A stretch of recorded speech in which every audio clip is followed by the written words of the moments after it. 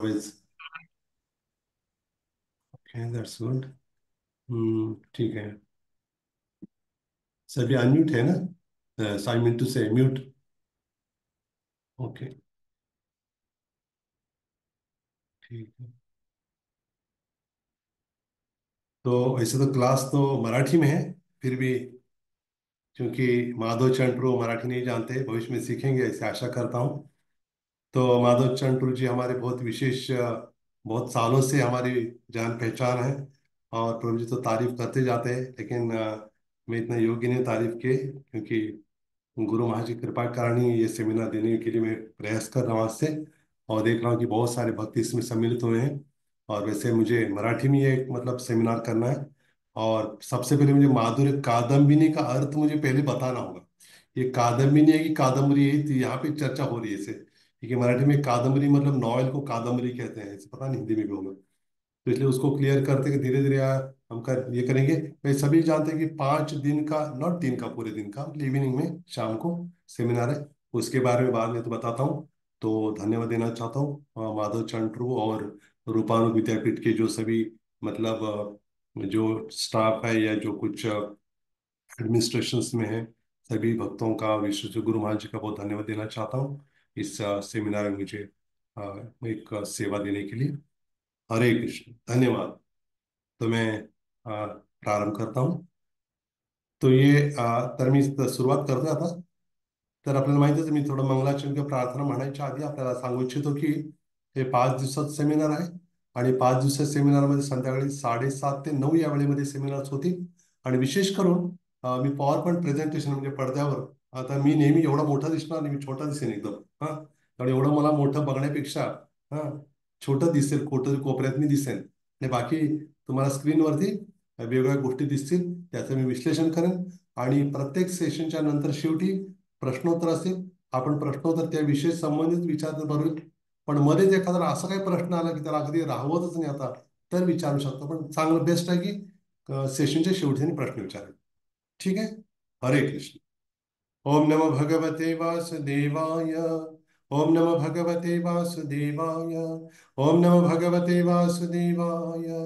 ओम अज्ञानतिमिरान्धस्य ज्ञानाञ्जनशलाकया चक्षुरुन्मिलितं येन तस्मै श्रीगुरवे नमः। श्रीचैतन्यमनोभीष्टं स्थापितं येन भूतले स्वयं रूपः कदा मह्यं ददाति स्वपदान्तिकम्।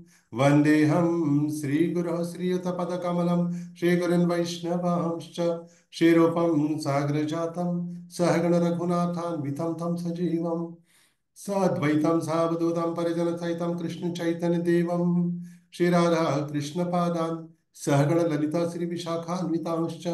हे कृष्ण करुणा सिंधु दीनबंधु जगत्पते गोपेश गोपिका कांत राधा कांत नमस्तुते। तप्त कांचन गौरांगी राधे वृंदावनेश्वरी वृषभानुसुते देवी प्रणमामि हरिप्रिये। नम महावदान्याय कृष्ण प्रेम प्रदायते कृष्णाय कृष्ण चैतन्य नामने गौरत्विषे नमः। वाञ्छाकल्पतरुभ्यश्च कृपा सिन्धुभ्यैव च पतितानां पावनेभ्यो वैष्णवेभ्यो नमो नमः। नमः विष्णुपादाय कृष्णप्रेष्ठाय भूतले श्रीमते भक्तिवेदांत स्वामिनिति नामिने। नमस्ते सारस्वती देवे गौरवाणी प्रचारिणे निर्विशेष शून्यवादी पाश्चात्य देश तारिणे। जय श्री कृष्ण चैतन्य प्रभु नित्यानंद श्री अद्वैत गदाधर शिवासादि गौर भक्त वृंद। हरे कृष्ण कृष्ण कृष्ण हरे हरे, हरे राम राम राम हरे हरे। मूकं करोति वाचालं पंगुं लङ्घयते गिरिं यत्कृपातमहं वन्दे शिखरं दीनतारिणं परमानन्दमाधवं श्रीचैतन्यमीश्वरम्।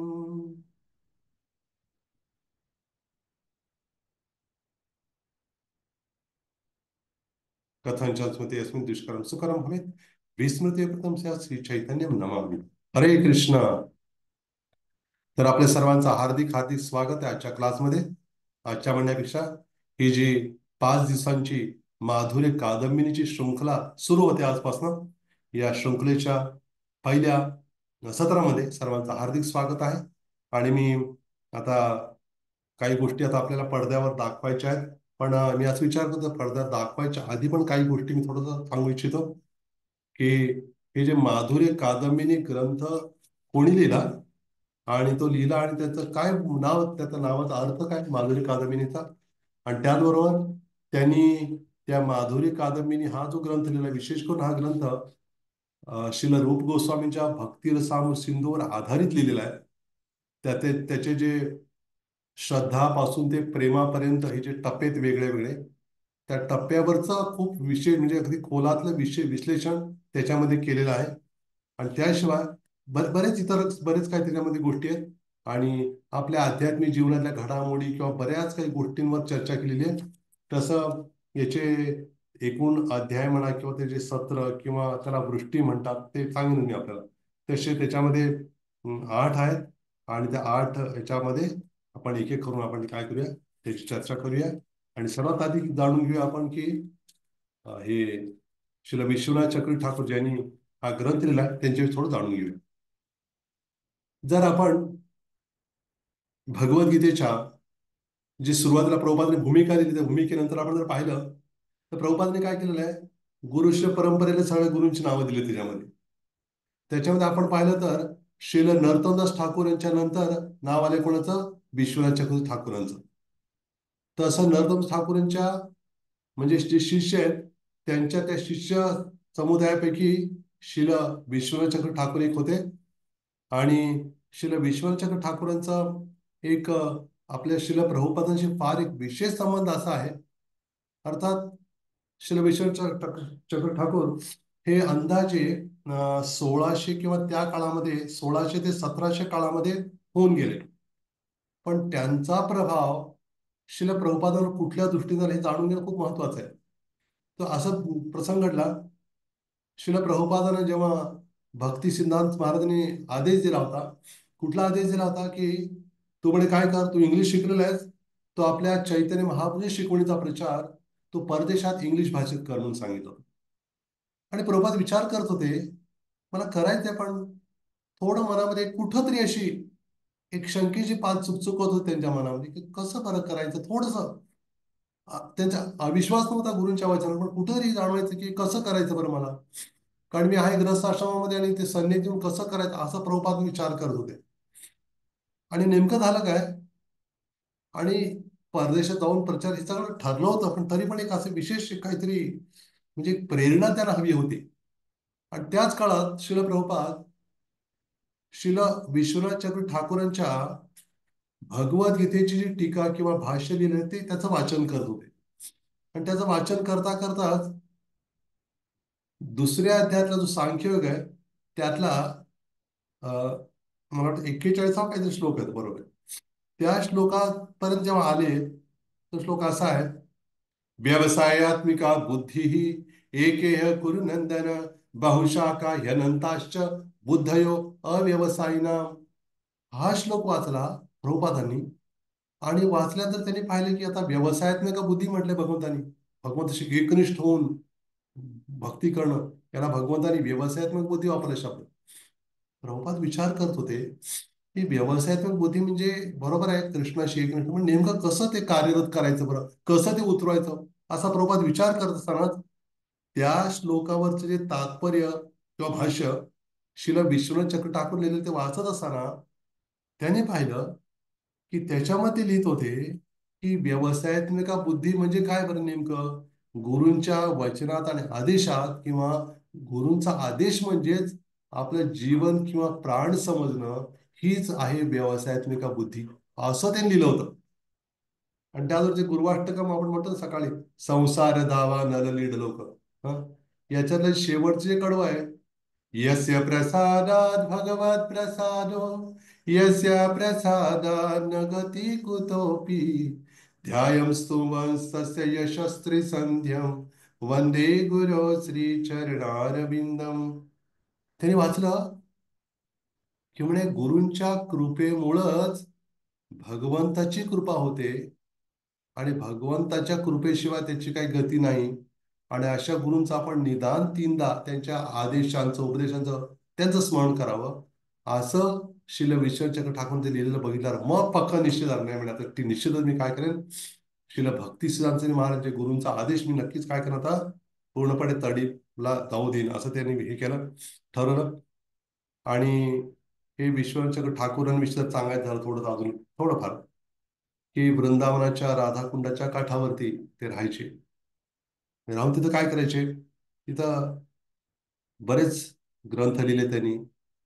आणि ते ग्रंथ लिहिताना काय झालं की लिहिताना असा एक प्रसंग घडला की जे अर्थात आपल्याला सगळ्यात काही दीक्षित किंवा ब्राह्मण दीक्षित पण नसतील कदाचित, जो गायत्री जप करतात ब्राह्मण दीक्षित भक्त, त्यातला एक प्रकार असतो गायत्रीचा एक प्रकार, त्या गायत्री मलाच एक प्रकार आहे. तर त्याच्यामध्ये असं वर्णन आहे की त्यांनी कृष्णाच कविराज गोस्वामींनी दिलं होतं चैतन्य चरितामृतामध्ये की याच्यामध्ये किती अक्षर आहेत म्हणे, 24.5 अक्षर असं होतं उल्लेख. त्यांनी बघितलं 24.5 कसं होतील, मग त्यांना कळीच नाही आलं. ते फार विचार करू लागले आणि त्यांना विश्वास होता कृष्णाच कवरेज गोस्वामी योग्य लिहिले म्हणून. खूप चिंतन करू लागले. आणि स्वप्नात साक्षात राधारणी स्वप्नामध्ये आली त्यांच्या. आणि स्वप्नात राधारणी जेव्हा आली, राधारणीने सांगितलं, हे विश्वनाथ, जे शिला कृष्णाच कवरेज गोस्वामी लिहिलेलं आहे 24.5 म्हणून, ते खरं आहे म्हणून. आणि 24 म्हणजे काय? भगवान श्रीकृष्णांच्या प्रत्येक अंग म्हणजे काय? 24 चंद्रासारखे आहेत. आणि त्यांचं कपाळ म्हणजे अर्धचंद्रासारखं आहे म्हणे. असं म्हणून ते 24.5 होतं. असं जेव्हा सांगितलं राधाने स्वतः खुलासा केला, मग त्यांचं हृदय एवढं भरून आलं. मग त्यांची भक्ती का अगदी फार म्हणजे उच्च स्तराची त्यांची भक्ती, लोकांनी खूप आस्वादन घेतलं त्याचं. आणि आता हे उघडच आहे, तसं तुकारामाने संतांना पण एवढे मोठे संत असून पण विरोधक तर असतातच निश्चितपणे. मग काही लोक अक्षरशः काही ब्राह्मण लोक सुद्धा फार विरोध करत होते, पंडित किंवा काही नव्हते, किंवा इतरही लोक. म्हणे हा एवढं कसं काय, एवढं लोक त्याला मानायला नाही, तेवढं त्याला बघवत नव्हतं. त्यांनी काय केलं, काही करून काय करायला तर काटाच काढा म्हणे. नकोच, खूप झालं म्हणे याचं. काय करायला, मारून टाकावं असं ठरवलं त्यांनी. त्यांनी ठरवलं असं. आणि मग त्यांनी पाहिलं, त्यांना माहित होतं की हे विश्वचक्र चक्र ठाकूर हे अशा एखाद्या वृंदावनच्या वनातून जात असताना काय करावं तिथं, एकांत कोण नसेल जवळपास. गर्द झाडी असायची त्यावेळेला. आता रस्ते वगैरे, पूर्वी असे रस्ते नसायचे. जाताना काय करावं ना, याला मारून टाकावं, कोणाला कळणार पण नाही झाडीत टाकून दिलं. असं विचार करून आणि शिला विश्वनाथ ठाकूर एकटेच येत होते, अगदी भगवंताच्या पूर्ण चिंतनात रममाण झालेले. आणि येता येता काय झालं, यांनी काय केलं, बघितलं. आणि त्यांना लांबनं दिसलं आणि त्यांना असं मारायला त्याने धावले आणि बघितलं तर काय, ते दिसलेच नाही जवळपास कुठं. आणि त्याच ठिकाणी जवळपास एक लहान मुलगी, अतिशय सुंदर, आणि तिच्याबरोबर अजून काही 3-4 मुली येत दिसल्या तिथं. ह्याने विचारलं, तर आधी धक्का बसलेला की एकदम अदृश्यच काय झालं आता इथं दिसत होते. मग त्या लहान मुलीला म्हणते, मग त्या जे मारेकरी होते त्यांचं मन एवढं प्रसन्न झालं, बघितलं त्याच्या मनातली कटुताच गेली. त्या मुलीला विचारलं की म्हणे तू कोण आहेस मुली, कुठं इथं कसं काय आलं? ती म्हणाली की म्हणे आम्ही की इथं ते फुलं हे करायला आलेलो इथं आहोत. आणि असं अगदी खूप त्यांनी इतकं प्रेमाने सांगितलं. आणि सांगितलं आणि अचानक ते अदृश्य झाले. आणि अदृश्य त्या ठिकाणी त्यांनी कोणाला पाहिलं, त्यांनी विश्वनाथ चक्र ठाकूरांना पाहिलं. त्यांनी ओळखलं की श्रील विश्वनाथ चक्र ठाकूर हे साधारण व्यक्ती नसून कोण आहेत, राधारणीचे विशेष प्रिय विनोद मंजिरी आहे. हे त्यांना कळल्यावर त्यांचे चरण धरले, म्हणजे क्षमा करा म्हणे, आम्ही आपल्याला मारण्याच्या उद्देशाने आलो होतो, आम्हाला खरं तर आमची लायकी पण नव्हती तुमचं हे दिव्य स्वरूप पाहायचे, पण तुम्ही आमच्यावर अशी कृपा केली, तुमचं दिव्य स्वरूप आम्हाला कळलं म्हणे. हा असं त्यांनी सांगितलं. आणि मग त्यांचे ते अनुयायी बनले, फार मोठे भक्त बनले ते सगळे. आणि असे हे जे विश्वनाथ ठाकूर राधा गोकुलानंदांची आराधना करायची वृंदावनामध्ये. आणि राधा गोकुळांची वृंदावन ते मंदिर पण आहे राधा गोकुळांचं तिथंच. चैतन्य महाप्रभू दिलेली ह्याची गोवर्धन शिला पण आहे. ती गोवर्धन शिला पण आधी चैतन्य महाप्रभूची पूजा करायचे, पुन्हा नंतर रघुनाथ गोस्वामीने दिली, कृष्णाच करे, असं करत करत ते त्यांच्यापर्यंत आली ती विश्वनाथ ठाकूर. मग ते त्या ती शिला अजून पण आहे तिथं त्या राधा गोकुलान मंदिरामध्ये. आणि यांनी बरेच ग्रंथ लिहिले, स्वप्नामध्ये साक्षात भगवान श्रीकृष्णाने सांगितले म्हणून सगळं केलं. आणि अशा रीतीनं बरेच ग्रंथांची त्यांनी रचना केली. आणि आज आपण पाहतोय की आज आपण ते घेतोय माधुरी कादंबिनी, हा त्यांच्याच ग्रंथावर आधारित आपण काय करत आहोत, म्हणजे हे जे सेमिनारचं आयोजन होत आहे तर त्यांच्याच ग्रंथावर आधारित होत आहे. तर मी मध्ये थोडं थांबून विचारतो की आपल्याला मी बोलायला स्पष्ट ऐकत आहे का, सर्वांना ऐकत आहे स्पष्ट? येस, येत आहे का राहुल, येत आहे का ऐकू? येतं तर असं करायचं, ही ऑनलाईनची भाषा आहे. येस, येते का? हा, आनंद सरोवर मातेने माहिती दिलं ते असं करतो. ते ऑनलाईन बरेच कार्यक्रम, हो, येस रेज केलं. ठीक आहे, धन्यवाद. तर चांगली गोष्ट आहे, हात खाली घेऊ शकतात बरं. तर मुद्दा असा आहे की आता माधुर्य कादंबिनी म्हणजे काय ते थोडं जाणून घेऊ आपण आधी. नंतर मग आपण ते स्लाइड शो सुरू करू.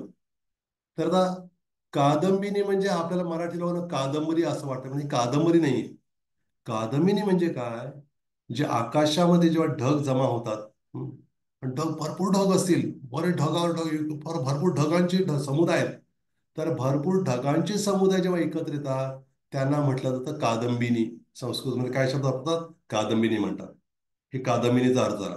म्हणजे माधुरी कादंबिनी म्हणजे काय, माधुरी कादंबिनी म्हणजे साक्षात भगवान श्रीकृष्णच असलेल्या राधारणीचा रंग आणि भाव धारण केलेल्या चैतन्य महाप्रभूंनी जे काय माधुर्य रस आणला या भूतलावरती, राधाकृष्णांच्या दिव्य प्रेमाचा रस जो आणला, त्या रसाची आपण जे पाहतो ते ढग काय करतात? पाणी, पाण्याची वृष्टी करतात.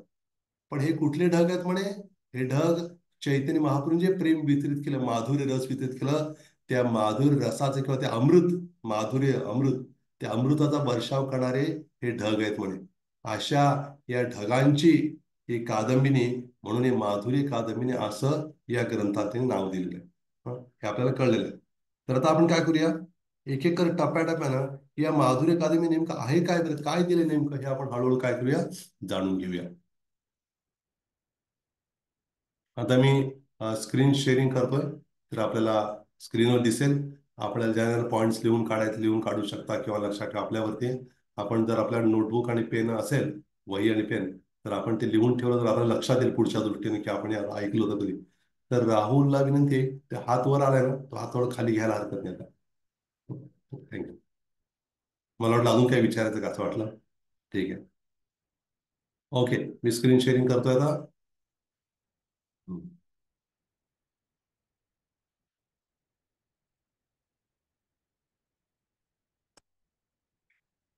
दिसतंय आपल्याला काहीतरी?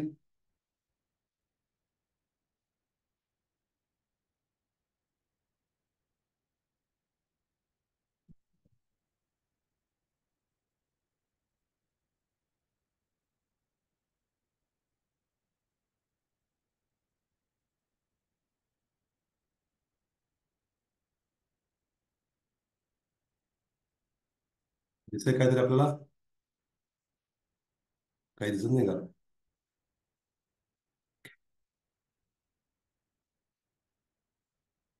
माधुरी कादंबिनीचं सेमिनार सुरू होत आहे. आता याच्यामध्ये मी सांगितलं सुरुवातीलाच की भगवान श्रीकृष्णाची किंवा राधाकृष्णांच्या प्रेमाच्या अमृताची वृष्टी केली जात आहे. त्याचं वर्णन श्रील विश्वनाथ चक्र ठाकूर करत आहेत. आणि मी सुरुवातीला सांगितल्याप्रमाणे याच्यामध्ये 8 वेगळे वेगळे अध्याय म्हणा दिलेले त्याच्यामध्ये. आणि त्या प्रत्येक अध्यायामध्ये काय वर्णन केलेलं आहे हे थोडक्यात याच्यावरती आपण तर पाहू शकताय. आपल्याला सर आता लिहून घेणं शक्य असेल नसेल, पण आपण बघा, हरकत नाही. तर याच्यामध्ये जे प्रथमामृत वृष्टी आहे, जी म्हणजे पहिली वृष्टी आहे, म्हणजे पहिल्या अध्यायामध्ये काय केलेलं आहे, भगवत भक्तांची कृपाच ही भक्तीचं कारण आहे, हे अगदी खुलासेवारपणे त्याच्यामध्ये वर्णन केलेलं आहे याच्यामध्ये. तर त्यामुळं हे आपण समजून घ्यायचं आहे. आणि दुसऱ्या वृष्टीमध्ये काय केलेलं आहे, श्रद्धा, जे मी सांगितलं ना मगाशीच, की श्रील रूप गोस्वामींनी भक्तिरसामृत सिंधूमध्ये जे श्रद्धा ते प्रेमपर्यंत हे जे टप्पे देते वेगवेगळे, आधी श्रद्धा, मग श्रद्धा असल्यामुळे आपण साधू संतांत संग कसं करतो, मग असे टप्पे जे आहेत त्याच्यावर आधार त्यांनी काय केलेलं आहे, हम्म, हा ग्रंथ लिहिला आहे. आणि अजून बऱ्याच इतर गोष्टी पण त्याच्यामध्ये समाविष्ट केलेल्या आहेत. तर त्या दुसऱ्या वृष्टीमध्ये श्रद्धा, साधुसंग आणि भजन करे हे टप्पे आहेत. आणि तिसऱ्या गोष्टीमध्ये अनर्थ निवृत्ती. आता अनर्थ निवृत्ती म्हणजे काय, ज्याला काहीच अर्थ नाही. आपण अर्थ म्हणजे कशाला म्हणतो, अर्थ म्हणजे आपण पैशाला अर्थ म्हणतो. हं. पण अध्यात्म दृष्टीनं पैशाला अर्थ म्हणत नाही. अर्थ म्हणजे काय, भक्तीला प्रपोषक असलेल्या गोष्टीला अर्थ म्हणतात. आणि ज्या गोष्टी भक्तीला मुळीच म्हणजे उपयोगाच्या नाहीत त्याला म्हणतात अनर्थ. त्या अनर्थांची निवृत्ती होणं फार मोठं कठीण आहे. ते कसं होत आहे बरं, ते पण या ठिकाणी आपण म्हणजे समजू शकतो आपण त्या तिसऱ्या वृष्टीमध्ये. आणि चौथ्या वृष्टीमध्ये त्या अनर्थ संपल्यावर कसं निष्ठा स्तर येतोय. आणि पाचव्या वृष्टीमध्ये रुची, म्हणजे भगवंताविषयी एकदम टेस्ट म्हणतो ना, टेस्ट वाटू लागते. त्यात कसा फरक आहे ते पण मी सांगतो आपल्याला. समजा आता एक उदाहरण म्हणून, एक झलक म्हणून सांगतो. रुची आणि आसक्तीतला फरक असा आहे, रुची नावाचा जो स्तर आहे भक्तीचा एकदम फार वरचा स्तर, त्या स्तरामध्ये जो भक्त पोहोचलेला असेल त्याला पूर्व जीवनात किंवा त्याच्या त्याच जीवनामध्ये जे काही त्याच्याकडनं म्हणजे कृत्य घडलं असेल, म्हणजे किंवा काही काम राहील, काम वासना अमुक म्हणजे त्याला काय होणार, त्या स्तरामध्ये फक्त आठवण येईल. आठवण आलं तर त्याला ते तुच्छ वाटेल. पण आसक्ती सर असा आहे, त्याला आठवण पण येणार नाही त्याची. म्हणजे अजून त्याचं प्रेम काय झालं, भगवंताची ओढ जास्त वाढलेली आहे. पुन्हा भाव, त्याच्यानंतरचा सातवा आहे भाव, सातवी वृष्टी. भावामध्ये काय, की भगवंताविषयीचं प्रेम प्रकट व्हायच्या आधीच असणार आहे. म्हणजे आपण म्हणतो ना, तो भाव विभोर झाला. भाव विभोर म्हणजे काय, डोळ्यातनं अश्रू येणं, अमुक तो बरेच लक्षणं त्याच्यामध्ये आहेत. आणि आठवं वृष्टी म्हणजे काय? प्रेम आहे भगवंताचं.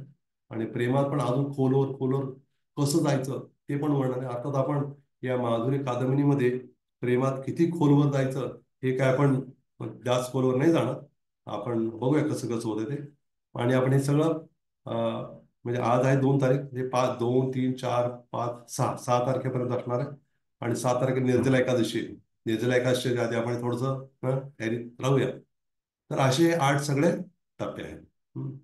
आणि त्याच्यानंतर आपण पाहूया आता, हे आहेत शिल विश्वनाथ चक्रवर्ती ठाकूर. ज्यांनी काय केलेलं आपल्याला, ज्यांनी या माधुरी कादंबिनी म्हणजेच शिल भक्ती सिद्ध क्षमा करा, शिल रूप गोस्वामी लिहिलेल्या भक्ती सिंधूवरती काय केलेलं आहे, त्या श्रद्धा ते प्रेम याच्यावर भाष्य करत असताना बरेच इतर गोष्टींचा पण खुलासा त्यांनी त्याच्या अनुषंगाने केलेला आहे. त्यामुळे आपल्याला हे समजून घेणं आवश्यक आहे. आता बघा, जी प्रथमामृत वृष्टी आहे त्यात काय आलेलं आहे बघा आता. अर्थात असे श्लोक आपण सगळेच घेणार, फक्त पहिले 2 श्लोक आपण घेणार आहोत. कारण सगळे श्लोक ह्याचे फार मोठे मोठे श्लोक आहेत, काहीच घेणार आहोत आपण. आता श्लोक मी वाचतो.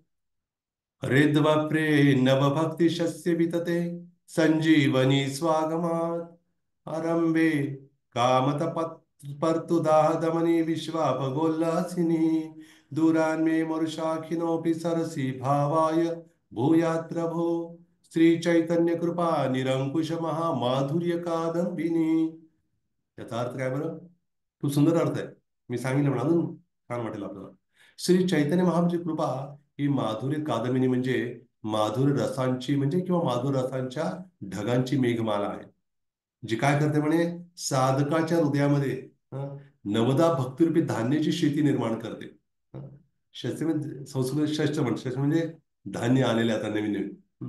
म्हणजे हृदयामध्ये काय करते, नवदा भक्तीला काय म्हटलेलं आहे, नवीन धान्य म्हटलेलं आहे. ते धान्य साधकाच्या हृदयामध्ये काय केलं, पेरलं जातं. आणि मग काय त्याच्यामुळे काय होतं म्हणजे शेती निर्माण होते पुढं. त्याचं पुढं वर्णन आहे अजून. काय होतं मग, हे काय करते म्हणे माधुरी कादंबिनी, संजीवनी म्हणजे आपल्याला जीवनदान देणारी. आपल्याला कळतंय की कशी भक्ती करायची. आणि पुढं काय, आनंददायक दिव्य रम्य स्वरूपाची आहे. कामाने तप्त झालेल्या हृदयातील दुःख शमवणारे आहे. विश्वातील भक्तांसाठी हर्षप्रद आणि तेजोमय आहे. दोषयुक्त अपवित्र लोकांनाही सखीभाव प्राप्त करून देणारी आहे. अशी ही चैतन्य कृपा स्वरूप माधुर्य कादंबिनी माझ्या जीवनात प्रकट हो, अशी आपण सर्वांनी प्रार्थना करायची. हे माधुर्य कादंबिनी नुसतं ऐकण्याचं नाही, तर आपण जीवनामध्ये उतरता यावं अशी आपण प्रार्थना करूया. आता याच्या अजून थोडासा खुलासा आपण करून घेऊया की कशा पद्धतीने सगळं होत आहे बरे. म्हणजे हे दिलेलं नुसतं वाचलं कळलं ठीक आहे. आता बघ कशी गोष्ट आहे की जे विश्वनाथ चक्र ठाकूर आहेत, आता थोडं त्याच्या आधी थोडं सांगू इच्छितो की हे जे माधुरी कादंबिनी हा जो ग्रंथ आहे, हा विशेष करून कृष्ण भावनेचं तत्वज्ञान किंवा विज्ञान सायन्स म्हणतो ना आपण, कसं कसं भक्तीत आपण प्रगत होत जातो याचं वर्णन असल्यामुळं याच्यामध्ये कथा वगैरे अजून मग मी सांगेन संबंधित कथा. पण विशेष करून याच्यामध्ये रसतत्वात प्रवेश करण्यासाठी जे तत्व आवश्यक आहे, तो तत्व त्या तत्वाचा खुलासा याच्यामध्ये केलेला आहे. त्यामुळे आपल्याला कदाचित वाटेल की अरे आपलं आम्हाला वाटलं तर काय गोष्टी कथा सांगतील पण हे काय चाललंय असं नाही. त्यामुळे थोडंसं धीर धरा सर्वजण, बरोबर ना? तर थोडं धीराने घ्या. तर याच्यामध्ये आपल्याला माहिती आहे की जे भगवंत जे विष्णू तत्व आहे, त्या विष्णू तत्वामध्ये विष्णूंमध्ये 60 गुण असतात. आणि भगवान श्रीकृष्णांमध्ये 64 गुण. ते 64 चार वाढले कुठनं बरं? ते चार मधुरिमा म्हणतात. ते चार माधुर्य कुठले आहेत म्हणे माहिती आहे आपल्याला? लीला माधुर्य, प्रेम माधुर्य, वेणू माधुर्य आणि रूप माधुर्य. हं. आता हे सगळं जर स्लाइड शो मध्ये दिलं असेल काय त्याचं, स्लाइड शो भरपूर झाले असते, मग त्यापेक्षा मग थोडं काय समजून सांगणे आवश्यक आहे. लक्षात आलं आपल्याला? लीला माधुर्य, प्रेम माधुर्य, वेणू माधुर्य आणि रूप माधुर्य, अशी मधुरिमा आहे भगवंताची. हं. कारण भगवान श्रीकृष्ण जशा लीला करतात तसं भगवंताचे कुठलेच अवतार तशी लीला नाही करू शकत. किंवा जे प्रेम आहे त्यांचं कृष्ण प्रेम नाही तेवढं. किंवा भगवंत बासरी वाजत तसं कुठल्या अवतारात बासरी वाजवल्याने पाहत नाही आपण. आणि भगवान श्रीकृष्ण जे रूप आहे, हं, तसं रूप इतर अवतारात आहे पण एवढं सुंदर अप्रतिम रूप भगवान श्रीकृष्ण. हे चार विशेष गोष्टी आहेत. आणि म्हणून म्हटलेलं आहे की चतुर्धा माधुरीस्तस्य व्रजैव विराजते. लघु भागवतामध्ये सांगितलेलं आहे की हे चार ज्या मधुरिमा आहेत त्या ब्रजामध्येच म्हणजे वृंदावनामध्येच भगवान श्रीकृष्णांमध्ये पाहायला मिळतात. हम्म. श्रीकृष्णांची द्वारकेमध्ये मथुरेमध्ये रूप आहे, तिथं एवढं नाही दिसणार हे जे चार गोष्टी. थोडं झाकलेलं असणार तिथं. म्हणून म्हटलेलं आहे, चैतन्य चरितामृत म्हटलेलं आहे, प्रेमरस निर्यात करीते आस्वादन, रागमार्ग भक्ती लोके करीते प्रचारण, रसिक शेखर कृष्ण परम करुण, ए दुई हेतू है ते इच्छा रे उद्गम. तिथं म्हटलेलं आहे की श्रीमती राधारणीचा रंग, तिचा भाव धारण करून काय केलेलं आहे की भगवान श्रीकृष्णांमध्ये अशी त्यांच्या हे चार मधुरिमा आहेत ना, चार माधुर्य, यांचं आस्वादन राधारणी कशी करते बरं, तिला जो आनंद कसा प्राप्त होतो, आणि माझ्या सौंदर्याचं आस्वादन केला तिला जो आनंद मिळतो तो कसा मिळतो बरं, हे जाणून घेण्यासाठी कृष्ण काय म्हणले, चैतन्य महाप्रभू म्हणले. आणि म्हणूनच चैतन्य महाप्रभूने काय केलं, संपूर्ण विश्वाला हे कृष्ण प्रेम प्रदान केलं. सगळीकडं लुटलं कृष्ण प्रेम. असं म्हटलेलं आहे, जे पंचतत्व आहेत ना, चैतन्य महाप्रभू, नित्यानंद, अद्वैताचार्य, गदाधर श्रीवास्तव यांनी काय केलं म्हणे, से पंचतत्व मिली पृथ्वी आसिया. हम्म. पूर्व प्रेमर भांडे असं म्हटलेलं आहे. से पंचतत्व मिली पृथ्वी आसिया, पूर्व प्रेम भांडारे रे मुद्रा उघाडिया, पाचो मैली लुटे प्रेम करे आस्वादन, जत जत पिये तृष्णा बाणे अनुक्षण. याचा अर्थ असा आहे, हे पंचत्व आले, त्यांनी कृष्ण प्रेमाचं जे भांडार होतं गोलकनातलं, त्याचं कुलूप ते तोडून टाकलं, त्यातलं कृष्णप्रेम लुटून घेऊन आस्वादन करून संपूर्ण पृथ्वीवर त्यांनी पसरवलं कृष्णप्रेम. आणि ते कृष्णप्रेम पसरवलेलं आहे. आणि म्हणून म्हटलेलं आहे की हे जे कृष्णप्रेम पसरवलं, आणि ते सर्वांसाठी पसरवलं, काय भेदभाव नाही ठेवला, अमक्या जातीचा गरीब काही ठेवलं नाही, स्त्री एका पुरुष काहीच नाही. म्हणून ही जी मेघमाला आहे, हं, कृष्ण प्रेमाच्या अमृताची, ते आता ढग काय झालेलं आहे, ढगातनं तिथं वाहू लागलेलं आहे, ते आपण फायदा घ्यायचा. आणि म्हणून इथं काय म्हटलेलं आहे, ही जी नवभक्ती जे म्हटली आहे, आता जो श्लोक घेतला आपण, त्यात काय कुठली नवभक्ती म्हणजे नविदा भक्ती आहे. श्रवणम कीर्तनम विष्णू स्मरणम पादसेवनम अर्चनम वंदनम सख्यम दास्यम सख्यम आत्मनिवेदनम. ही जी नवविधा भक्ती आहे, ती नवविधा भक्ती आपल्याला निश्चितच काय होणार आहे, हे रस प्राप्त करण्यासाठी सहाय्य करणार आहे निश्चितच. म्हणून म्हटलेलं आहे, भजनेरमध्ये श्रेष्ठ नवविधा भक्ती, कृष्ण प्रेम कृष्ण येथे धरे महाशक्ती, तारमध्ये सर्वश्रेष्ठ नाम संकीर्तन, निरपराधी नाम राहिले पाय प्रेमधन. असं म्हटलेलं आहे की सर्व भजनामध्ये श्रेष्ठ आहे नवविधा भक्ती. त्या नवविधा भक्तीमध्ये सुद्धा म्हणजे विशेष करून कृष्ण प्रेम प्रदान करण्याची शक्ती आहे त्याच्यामध्ये. आणि त्याच्यामध्ये पण श्रवणम कीर्तन म्हणजे कीर्तन आहे ना, नाम संकीर्तन, ते फार श्रेष्ठ आहे. आणि जर अपराध न करता जर ते केलं, आपण कीर्तन केलं, तर नक्कीच आपल्याला प्रेमधन प्राप्त होणार आहे. म्हणून त्या हृदयामध्ये काय केलेलं आहे, ते बीज पेरण्यात आलेलं आहे आपल्या हृदयामध्ये, कृष्ण प्रेमाचं बीज, कृष्ण भक्तीचं. आणि मग आपल्याला अं, आपली तर काही योग्यता नाही ते प्राप्त करण्याची, पण आपल्यावर ही विशेष कृपा केलेली कोणी, चैतन्य महाप्रभू केलेली आपल्यावर, त्याचा आपण लाभ घ्यायचा आहे. आता पुढे एक श्लोक येतो, भक्ती पूर्वैषी तांतु रसम पश्येद यदा तधी, तन्नवमी सततम रूप नाम प्रिय जनम हरे. त्याचा अर्थ असा आहे, पूर्वीच्या काळात झालेल्या महान महाजनांनी देखील भक्ती देवीचा आश्रय स्वीकारलेला आहे. पण सध्या ज्या लोकांनी ज्यांच्या कृपेने सद्बुद्धी प्राप्त केली आहे, ते त्या भक्तीला भक्ती रसस्वरूपात पाहत आहे. अशा श्री चैतन्य महाप्रभूंच्या श्री रूप गोस्वामी नावाच्या परमप्रिय व्यक्तींच्या चरणी मी नित्य नित्य प्रणाम करतो. म्हणजे चैतन्य महाप्रभूंनी काय केलं, श्रील रूप गोस्वामीने सांगितलं, तुम्ही काय करा म्हणे, हे ग्रंथ लिहा. कुठले ग्रंथ, ज्याच्यामध्ये कृष्ण प्रेम कृष्ण भक्ती पूर्ण भरलेली आहे. जसं आपल्याला माहिती आहे की नाही, आपण आता म्हणतो गाईचं तूप पाहिजे बरं का आम्हाला, म्हणतो की नाही असं. आता तुम्ही सांगा, आता गाय तूप देते का कधी? गाय दूधच देते ना, तूप देते कधी नाही, गाय दूध देते. पण जो बुद्धिमान त्याला माहित आहे, त्या गायीच्या दुधाचं कसं तुपात रूपांतर करायचं हे कोणाला माहित असतं, फक्त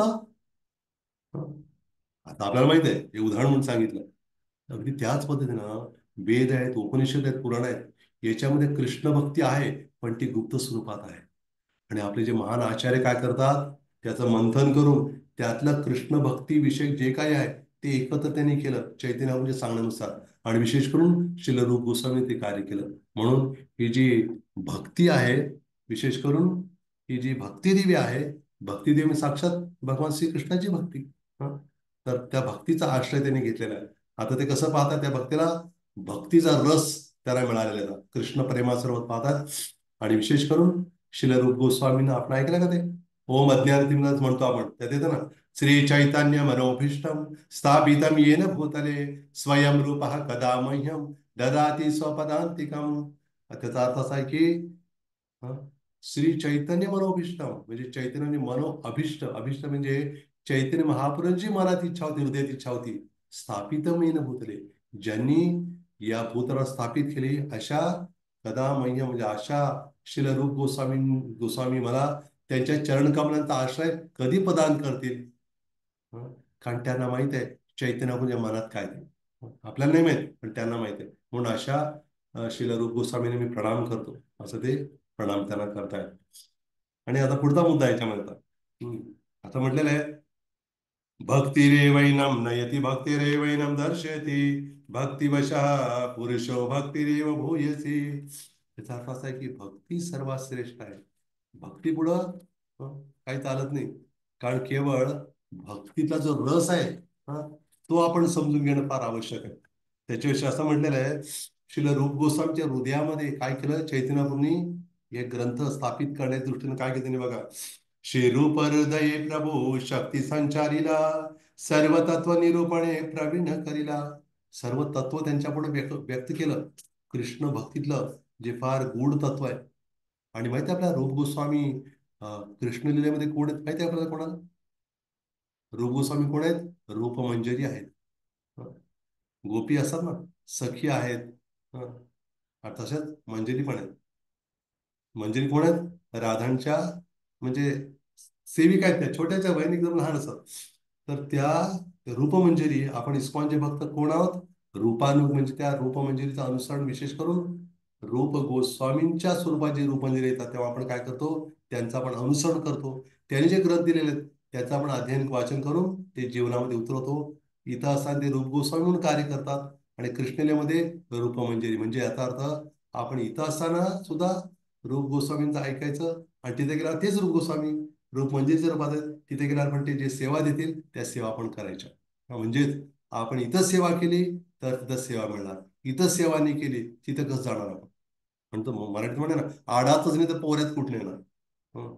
इथंच सेवा नाही करत आपण तिथं कोण बोलणार आपल्याला. एखाद्या कंपनीत एखादा माणूस नोकरी करत असेल आणि मग तो दुसरीकडं नोकरीसाठी अर्ज भरतो, ती चांगली नोकरी मिळेल म्हणून. समजा जिथं नोकरीसाठी अर्ज भरलेला आहे यांनी सगळं भरपूर लिहिलंय, सगळं काय काय सगळं अनुभव वगैरे आधीचा. आणि समजा जेव्हा त्यांना त्या हे विचारतील त्याला कोण, त्या कंपनीची दुसऱ्या कंपनी जिथं जाणार आहे तिथल्या मालकाने किंवा तिथल्या मॅनेजरनी आधीच्या कंपनीतल्या मॅनेजरला विचारलं फोन करून, असा साहेब हा आमच्या कंपनीत येतोय काय बरं ते सांगा. तो जर म्हटला हा मुळीच काम करत नव्हता, काम चुकार होता, तिथं बोलवेल का ते लोक? काहीच बोलवणार. म्हणजे इथंच कर इथं काय येणार नाही. त्या पद्धतीने आपण इथं सेवा रूप गोस्वामींच्या म्हणजे त्यांच्या अनुसरण करत करायचंय. आणि गोलोकनाथ रूप मंजरींचं अर्थात फार मोठा टप्पा आहे तो. पण या माधुर्य कादंबरीत जर आपल्याला काय होतं सगळं बऱ्याच गोष्टी उघड होतील. पण आपण रूप गोस्वामींचं जे काही त्यांचं वैशिष्ट्य आहे, सृष्टीच्या आरंभी भगवंताला ब्रह्मदेवाला विशेष शक्ती संचारित केली सृष्टीचं हे करण्यासाठी. त्याचप्रमाणे चैतन्य महाप्रभूंनी श्री रूप गोस्वामींच्या हृदयामध्ये ही शक्ती संचारित केली जेणेकरून हे दिव्य ग्रंथ ते प्रस्तुत करतील. आणि त्याच दिव्य ग्रंथाच्या आधारे श्रील विश्वनाथ ठाकूरांनी हा माधुर्य कादंबरी ग्रंथ लिहिलेला आहे. म्हणून म्हटलेलं आहे की जी भगवंताची शुद्ध भक्ती आहे ती आपल्याला प्राप्त होण्यासाठीच काय ही सगळी विधी आहे. आणि विशेष करून रूप गोस्वामींनी आपल्याला हे विशेष जे तत्व दिलेलं आहे. अर्थात चैतन्यावरच्या सगळ्याच लीला हे करणं शक्य नाही. आणि आता जे आपण इथं बघतोय स्क्रीनवरती काय लिहिलंय बरोबर? रसो वै सहा. रसो वै सहा म्हणजे काय? भगवंत हे रसपूर्ण आहेत, काही निर्गुण निराकार नाहीत. कसे आहेत? रस, हे रस भरलेला आहे. आता नुसतं आंब्याचं सीझन संपला किंवा संपायला आलाय म्हणू शकतो आपण. अचानक अवकाळी पावसामुळे काय झालं, आंब्याचा आपल्याला तेवढा लाभ घेता आला नाही कदाचित सर्वांना. हा, काही जणांनी लाभ घेतला असेल आधीच जास्त थोडासा डबल. पण हे रसोवैसा म्हणजे काय, की भगवान श्रीकृष्ण संपूर्ण रसाचे आगर आहेत. हं. आपण प्रबंध पुस्तक मध्ये छोटं रसराज श्रीकृष्ण, हं. त्याच्यामध्ये काय रसराज श्रीकृष्ण म्हणजे रस आहेत ते. आणि असं म्हटलेलं आहे की, आता हे चित्र का दाखवलं आपल्याला कळेल. असं म्हटलेलं आहे की भगवंत सर्व रसांचे आगार आहेतच, पण त्याचबरोबर त्यांच्यापासून येणारा जो प्रकाश आहे, ब्रह्म म्हणतात त्याला, ब्रह्मतेज, ब्रह्मज्योती, त्याचे पण आधार भगवंतच आहेत. भगवद्गीतेत म्हणतात ना, ब्रह्मणो ही प्रतिष्ठाहम, ते निर्विशेष ब्रह्म आहे, त्याचा आधार मीच आहे, असं भगवंत म्हणतात भगवद्गीतेमध्ये. आणि हा जो याच्याविषयीचा श्लोक आहे, हा 10व्या स्कंदातल्या 43व्या अध्यायातला 17वा श्लोक आहे. त्यात असं उल्लेख आहे की म्हणजे भगवान श्रीकृष्ण आणि बलराम जेव्हा मथुरेत पोहोचले, आपल्याला माहिती आहे ना, अक्रूर आलेच नाही ना रथातनं. हा, ऐकून गुरुमात गातात ना, अक्रूराने रथ सजविला म्हणतात ना. तर त्यामुळं त्या सगळे जेव्हा अक्रूर घेऊन येतात कृष्ण बलरामांना मथुरेमध्ये, आणि मथुरेत प्रवेश करताना मग आधी तो धोबी येतो ना, अमकं भरपूर येतात, एक हत्ती पण येतो कुवलयापीठ नावाचा. हम्म. भगवान काय करतात मग, त्याचं दातच काढून टाकतात, दात तोडतात त्याचं, आणि दात खांद्यावर ठेवून जातात. हा. आणि मग हा जो दात दाखवत हसत होता कंस, त्याचं तोंडच बंद झालं. म्हटलं हे दात हातीच दात काढू शकतो, माझे दात काढायला काय अवघड आहे व्हायला. घाबरच कंस तेव्हा दात बघून. मग जेव्हा ते मल्ल जे होते, चाडूर मुष्टिक नाव ऐकले, चाडूर मुष्टिक, ते पाहिलं नसेल काळजी करू नका, काय आवश्यकता नाही, ते पाहिजे संपले ते आता. त्याचे चाडूर मुष्टिक किंवा त्याचे जे मल्ल होते, ते जेव्हा यांच्याशी मुष्टियुद्ध करत होते कृष्ण बलरामांशी, त्यांना पाहून बाकी जे पाहणारे सगळे श्रोते मंडळी होती, त्यांचे ते कशा पद्धतीनं श्रीकृष्णांशी वेगळ्यावर रसाद्वारे आदान प्रदान करत होते, याचं वर्णन या श्लोकात दिलेलं आहे. काय वर्णन त्यात दिलेलं आहे, त्यात म्हटलेलं आहे, मल्लानाम आशनींद्रणाम नरवरा स्त्रीणाम स्मरमूर्तिमान गोपानाम स्वजनो सताम क्षितिभुजाम शास्ता स्वपित्रो शिशु मृत्युर्भोज पतेर्विडात् विदुषां तत्त्वं परम योगिनां वृष्णीनां परदेवतेति विदितो रंगम गतसाग्रजः. याचा अर्थ असा आहे की जेव्हा भगवान श्रीकृष्ण बलरामांसोबत त्या कंसाच्या रंगभूमीमध्ये पोहोचले, धनुर्याग यज्ञ होतात, धनुर्यज्ञ पोहोचले जेव्हा तिथं, आणि त्या बघा, चाडूर मुष्टिकार हे दोघं कसे वाटले, असे वाटले की वज्राहूनही कठोर शरीर असलेले वाटले कृष्ण बलराम. आणि त्या साधारण मनुष्यांना मनुष्यामध्ये श्रेष्ठ असे वाटले कृष्ण. आणि स्त्रियांनी कामदेवाच्या रूपात पाहिलं त्यांना. आणि गोपांना आपल्या मित्रासारखे वाटले. आणि विशेष करून इतर राजांना हे कठोर दंड देणारे शासक वाटले भगवंत. आणि माता पित्यांना शिशुसारखे वाटले. आणि कंसाने त्यांना मृत्यूच्या रूपात पाहिलं. भगवान म्हणतात ना की जर भगवंताचा भगवंत पण स्वीकार नाही केला, तरी पण शेवटी भगवंत येतातच. कुठल्या रूपामध्ये, मृत्यूच्या रूपामध्ये. गीतेत भगवान म्हणतात, मृत्यू सर्व हरश्यामी अहम, मी मृत्यूच्या रूपातून सर्व काही हरण करून घेतो, असं भगवान म्हणतात. तर त्यामुळं, आणि अज्ञानी लोकांना एक साधारण बालकाच्या रूपात त्यांनी पाहिलं, आणि योगींनी परतत्वाच्या रूपात पाहिलं, आणि यादवानी परमदेवतेच्या रूपात पाहिलं. आणि अशा दिनं सर्वांनी रौद्र, अद्भुत, शृंगार, सख्य, हास्य, वीर, रस, वात्सल्य, करुण, भैर अशा वेगवेगळ्या रसाद्वारे, म्हणजे भगवंताची काय विशेषता आहे बघा. एवढे सगळेच रस भगवंतामध्ये आहेत. आणि ऍट अ टाइम, एकाच वेळेला सगळेजण वेगळ्या रसाद्वारे भगवंताशी आदान, भगवंताकडे ते पोहोचत होते त्या रसाद्वारे. आणि भगवंत पण त्याच वेळेला ते मुष्टियुद्ध चालेल असून सुद्धा सर्वांशी आदान प्रदान चालू होते. आपलं कसं होतं, एखाद्याला फोन लावला, हा, आणि तो दुसऱ्याशी बोलत लगेच येत आहे की ज्या व्यक्तीने फोन लावलाय ती सध्या दुसऱ्या कुणाशी तरी बोलत आहे. तुम्ही प्रतीक्षा करा, किंवा काही वेळानंतर फोन करा म्हणून येतात त्याच्यामध्ये. तसं नाही होत इथं. एकाच वेळेला आपण भगवंताशी जोडलं जाऊ शकतो. एखादा भगवंताला मोल म्हणून आदान प्रदान चालू आहे, एखादा मित्र म्हणून, एखादा पती म्हणून, प्रियकर, सगळ्यांशी भगवंत आदान प्रदान करतात. हे भगवंताचं वैशिष्ट्य. का बरं, कारण ते आहेत रसराज, त्यांच्यामध्ये सगळेच रस भरलेले आहेत. म्हणून भगवंत, भगवान श्रीकृष्ण हे काय, एकतर चार मधुर गोष्टी त्याच्यात आहेतच, शिवाय हम्म,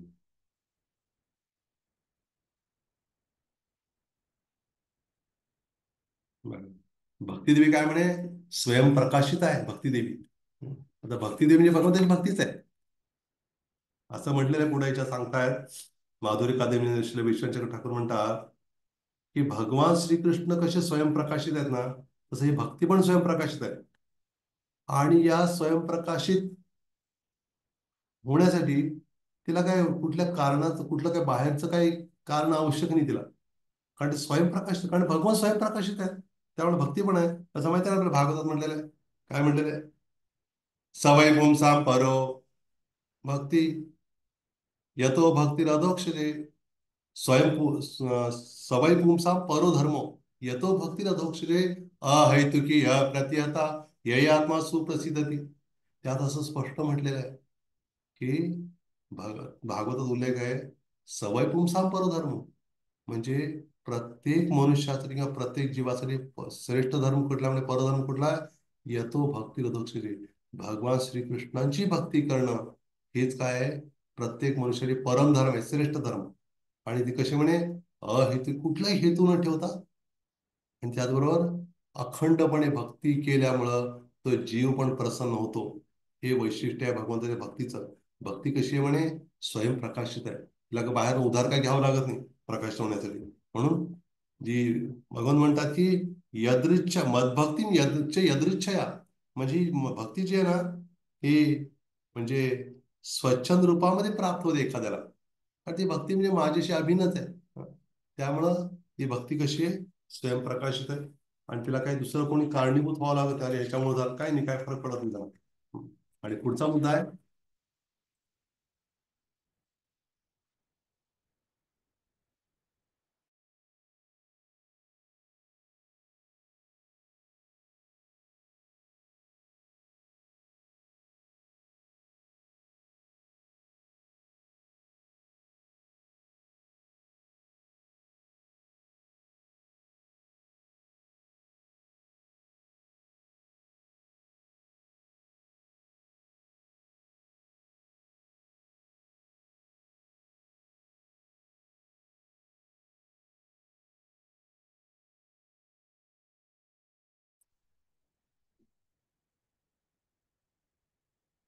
हरे कृष्ण. एक मिनिट, थोडं डिस्कनेक्ट झालं होतं. थोडी एकच मिनिट हा. थोडं होल्ड करा.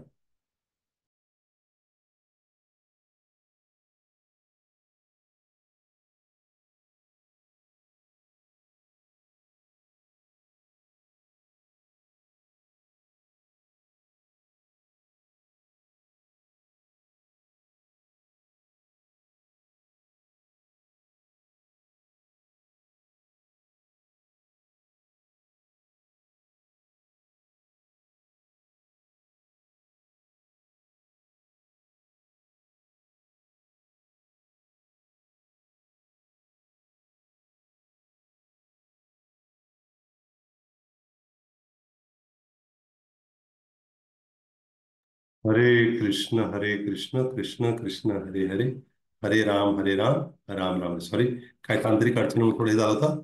हरकत नाही. तर मला आशा आहे की आपण सर्वजण समजून घेता ही गोष्ट. म्हणजे हे मध्ये अडथळा आले नाही ते समजून घेतलंच आहे तुम्ही.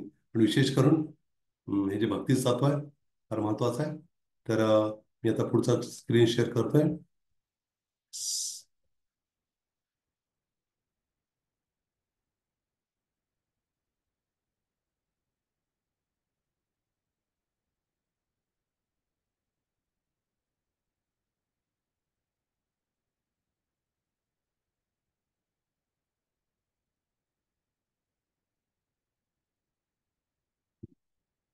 आपण आता बघितलं, भक्तांची कृपाच भक्तीच्या प्राप्तीचे कारण आहे.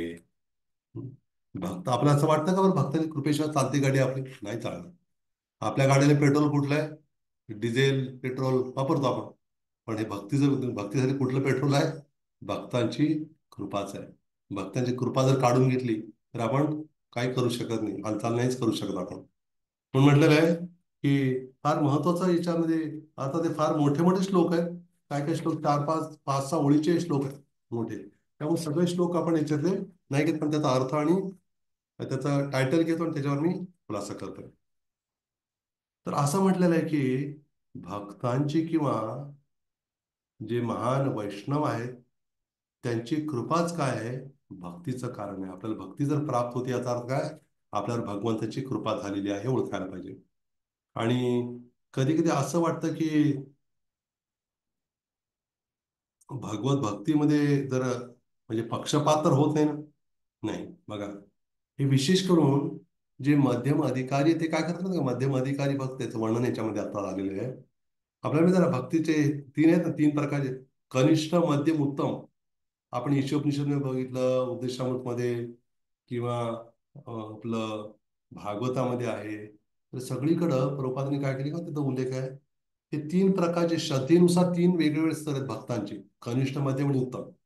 कनिष्ठ स्तराचा भक्त तो आहे, तो काय करतो? शास्त्रात तेवढं श्रद्धा आणि त्याची श्रद्धा डळमळीत आहे. तर भगवंताशी देवाणघेवाण, भगवंताकडे जातो, हे करतो, पण भक्तांशी त्याचं काही माहिती नाही, संबंध त्याचा कसं काय काहीच कळत नाही त्याला, ज्ञान नाही तेवढं. पण जर मध्यम सरावचं काय करतो म्हणे, प्रेम, मैत्री, कृपा, अपेक्षा, चार गोष्टी करतो. कुठल्या?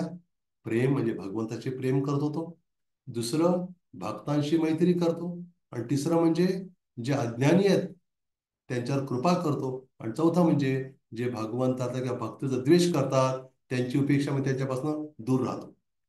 अशा चार गोष्टी मध्यम अधिकारी करतो. आणि उत्तम अधिकारी काय करतो? प्रत्येकाला जो भक्त समजतो. त्यामुळे प्रत्येकाला भक्त समजल्यामुळं तो प्रचार करत नाही, पण त्याच्या हृदयात करुणा आहे, जीवन करतो. काय करतो मग? भक्तांवर विशेष जीवनावर कृपा करण्यासाठी उत्तम भक्त सुद्धा मध्यम अधिकारी स्तरावर येऊन म्हणजे खाली स्तर बाह्य दृष्टीने येतात ते, पण आतलं मात्र असं शिल प्रभुपाद आहेत, ते शुद्ध भक्त आहेत. प्रत्येक जीवाला भक्त म्हणून पाहणार आहेत ते. पण तसं पाहिलं तर काय प्रचार केला नसा मग त्यांनी काय केलं मग? स्वतःला मध्यम अधिकारी स्तरावर येऊन त्यांनी मग प्रचार केला, सर्वांपर्यंत तो प्रचार पोहोचवला की आता हे अज्ञानी आहेत, यांना ज्ञान दिलं पाहिजे. उत्तम स्तरावर काय वाटणार? कुठं अज्ञानी आहेत? सगळ्यांना माहिती आहे, असा भाव असतो त्यांचा. तर त्यामुळं हे जे मध्यम भक्त ते काय करतात? हे विशेष करून भगवंताची विशेष कृपा म्हणून म्हटलेलं आहे. जी भगवंताच्या भक्ताच्या जी हृदयात भक्ती आहे भगवंताविषयीची, ती भक्ती भगवंताने काय केलेलं आहे? भक्तांना तो अधिकार दिलेला भक्ती इतरांना देण्याचा. भगवंत पण कधी कधी काय करतात? हम्म भगवंत देतील आणि सांगतात नाही, भक्त काय करतो मग? भक्ती वाटत जातो सहज. म्हणून भगवान सुद्धा भक्ताच्या रूपात आले ते भक्ती वाटायला. ते कृष्ण रूपात असताना त्यांनी थोडं टाळटाळ केली, नाही वाटलं. पण तेच श्रीकृष्ण भगवंत जेव्हा राधारणीचा भाव घेऊन आले महाप्रभूंच्या रूपात, त्यांनी काय केलं? मग ही भक्ती वाटली सगळ्यांना. तर त्यामुळे हे फार महत्वाचं आहे. आणि पुढं म्हटलेलं आहे, पुढचा मुद्दा आहे.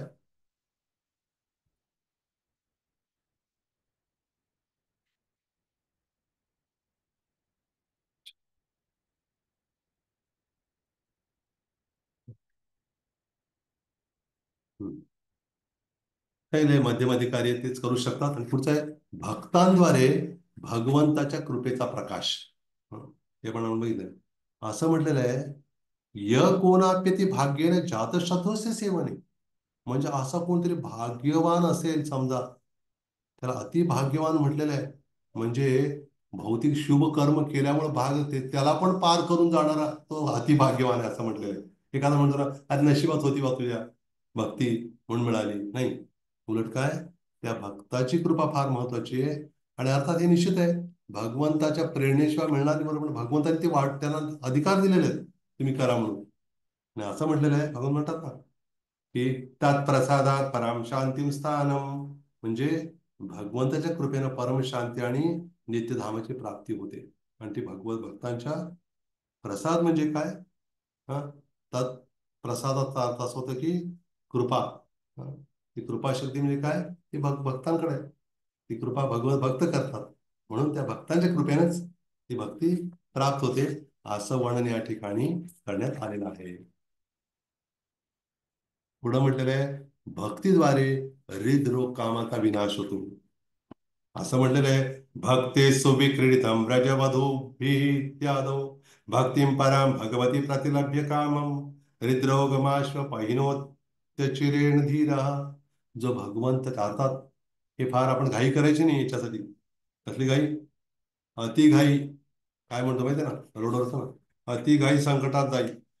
आपण भगवंताचे जे रासलीलेचं वर्णन आहे ते ऐकण्यासाठी फार घाई करायची नाही, पण योग्य आपण परिपक्व अवस्था होऊ लागला तर आपण ते वाचल्यावर काय होणार, खऱ्या अर्थी हृदयातलं काम नष्ट करण्याचं सामर्थ्य भगवंताच्या ज्या गोपनीय लीला आहेत, हं, तर त्या दूर करण्याचं सामर्थ्य, काम दूर करण्याचं सामर्थ्य कोणामध्ये, भगवंताच्या कथेमध्ये आहे, भक्तीमध्ये आहे.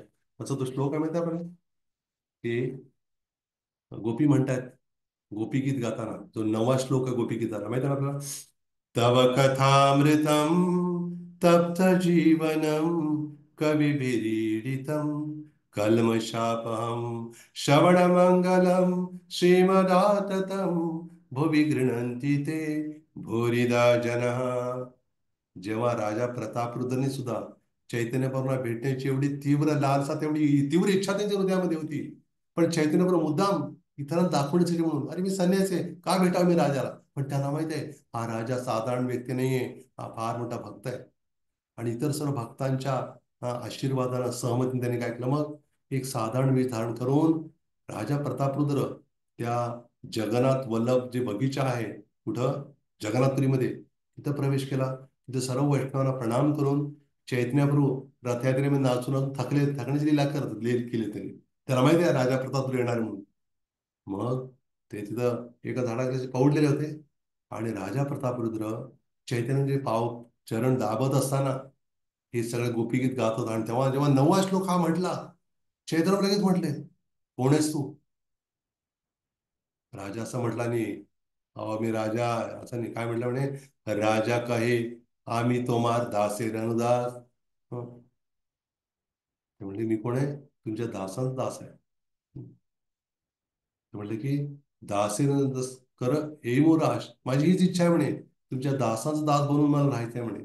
आणि मग आपण एवढे प्रसन्न होतात की तू म्हणे जे भगवंताचे भक्त आहेत ते सगळीकडे हा महिमा पसरवतात, त्यामुळे तू ते कार्य केलंस म्हणे. भगवंताच्या भक्तीचा महिमा माझ्याकडे पोहोचल्यामुळं मी तुला आलिंगन देतो म्हणून त्याने आलिंगन दिलं महाप्रभूंनी. कोणाला?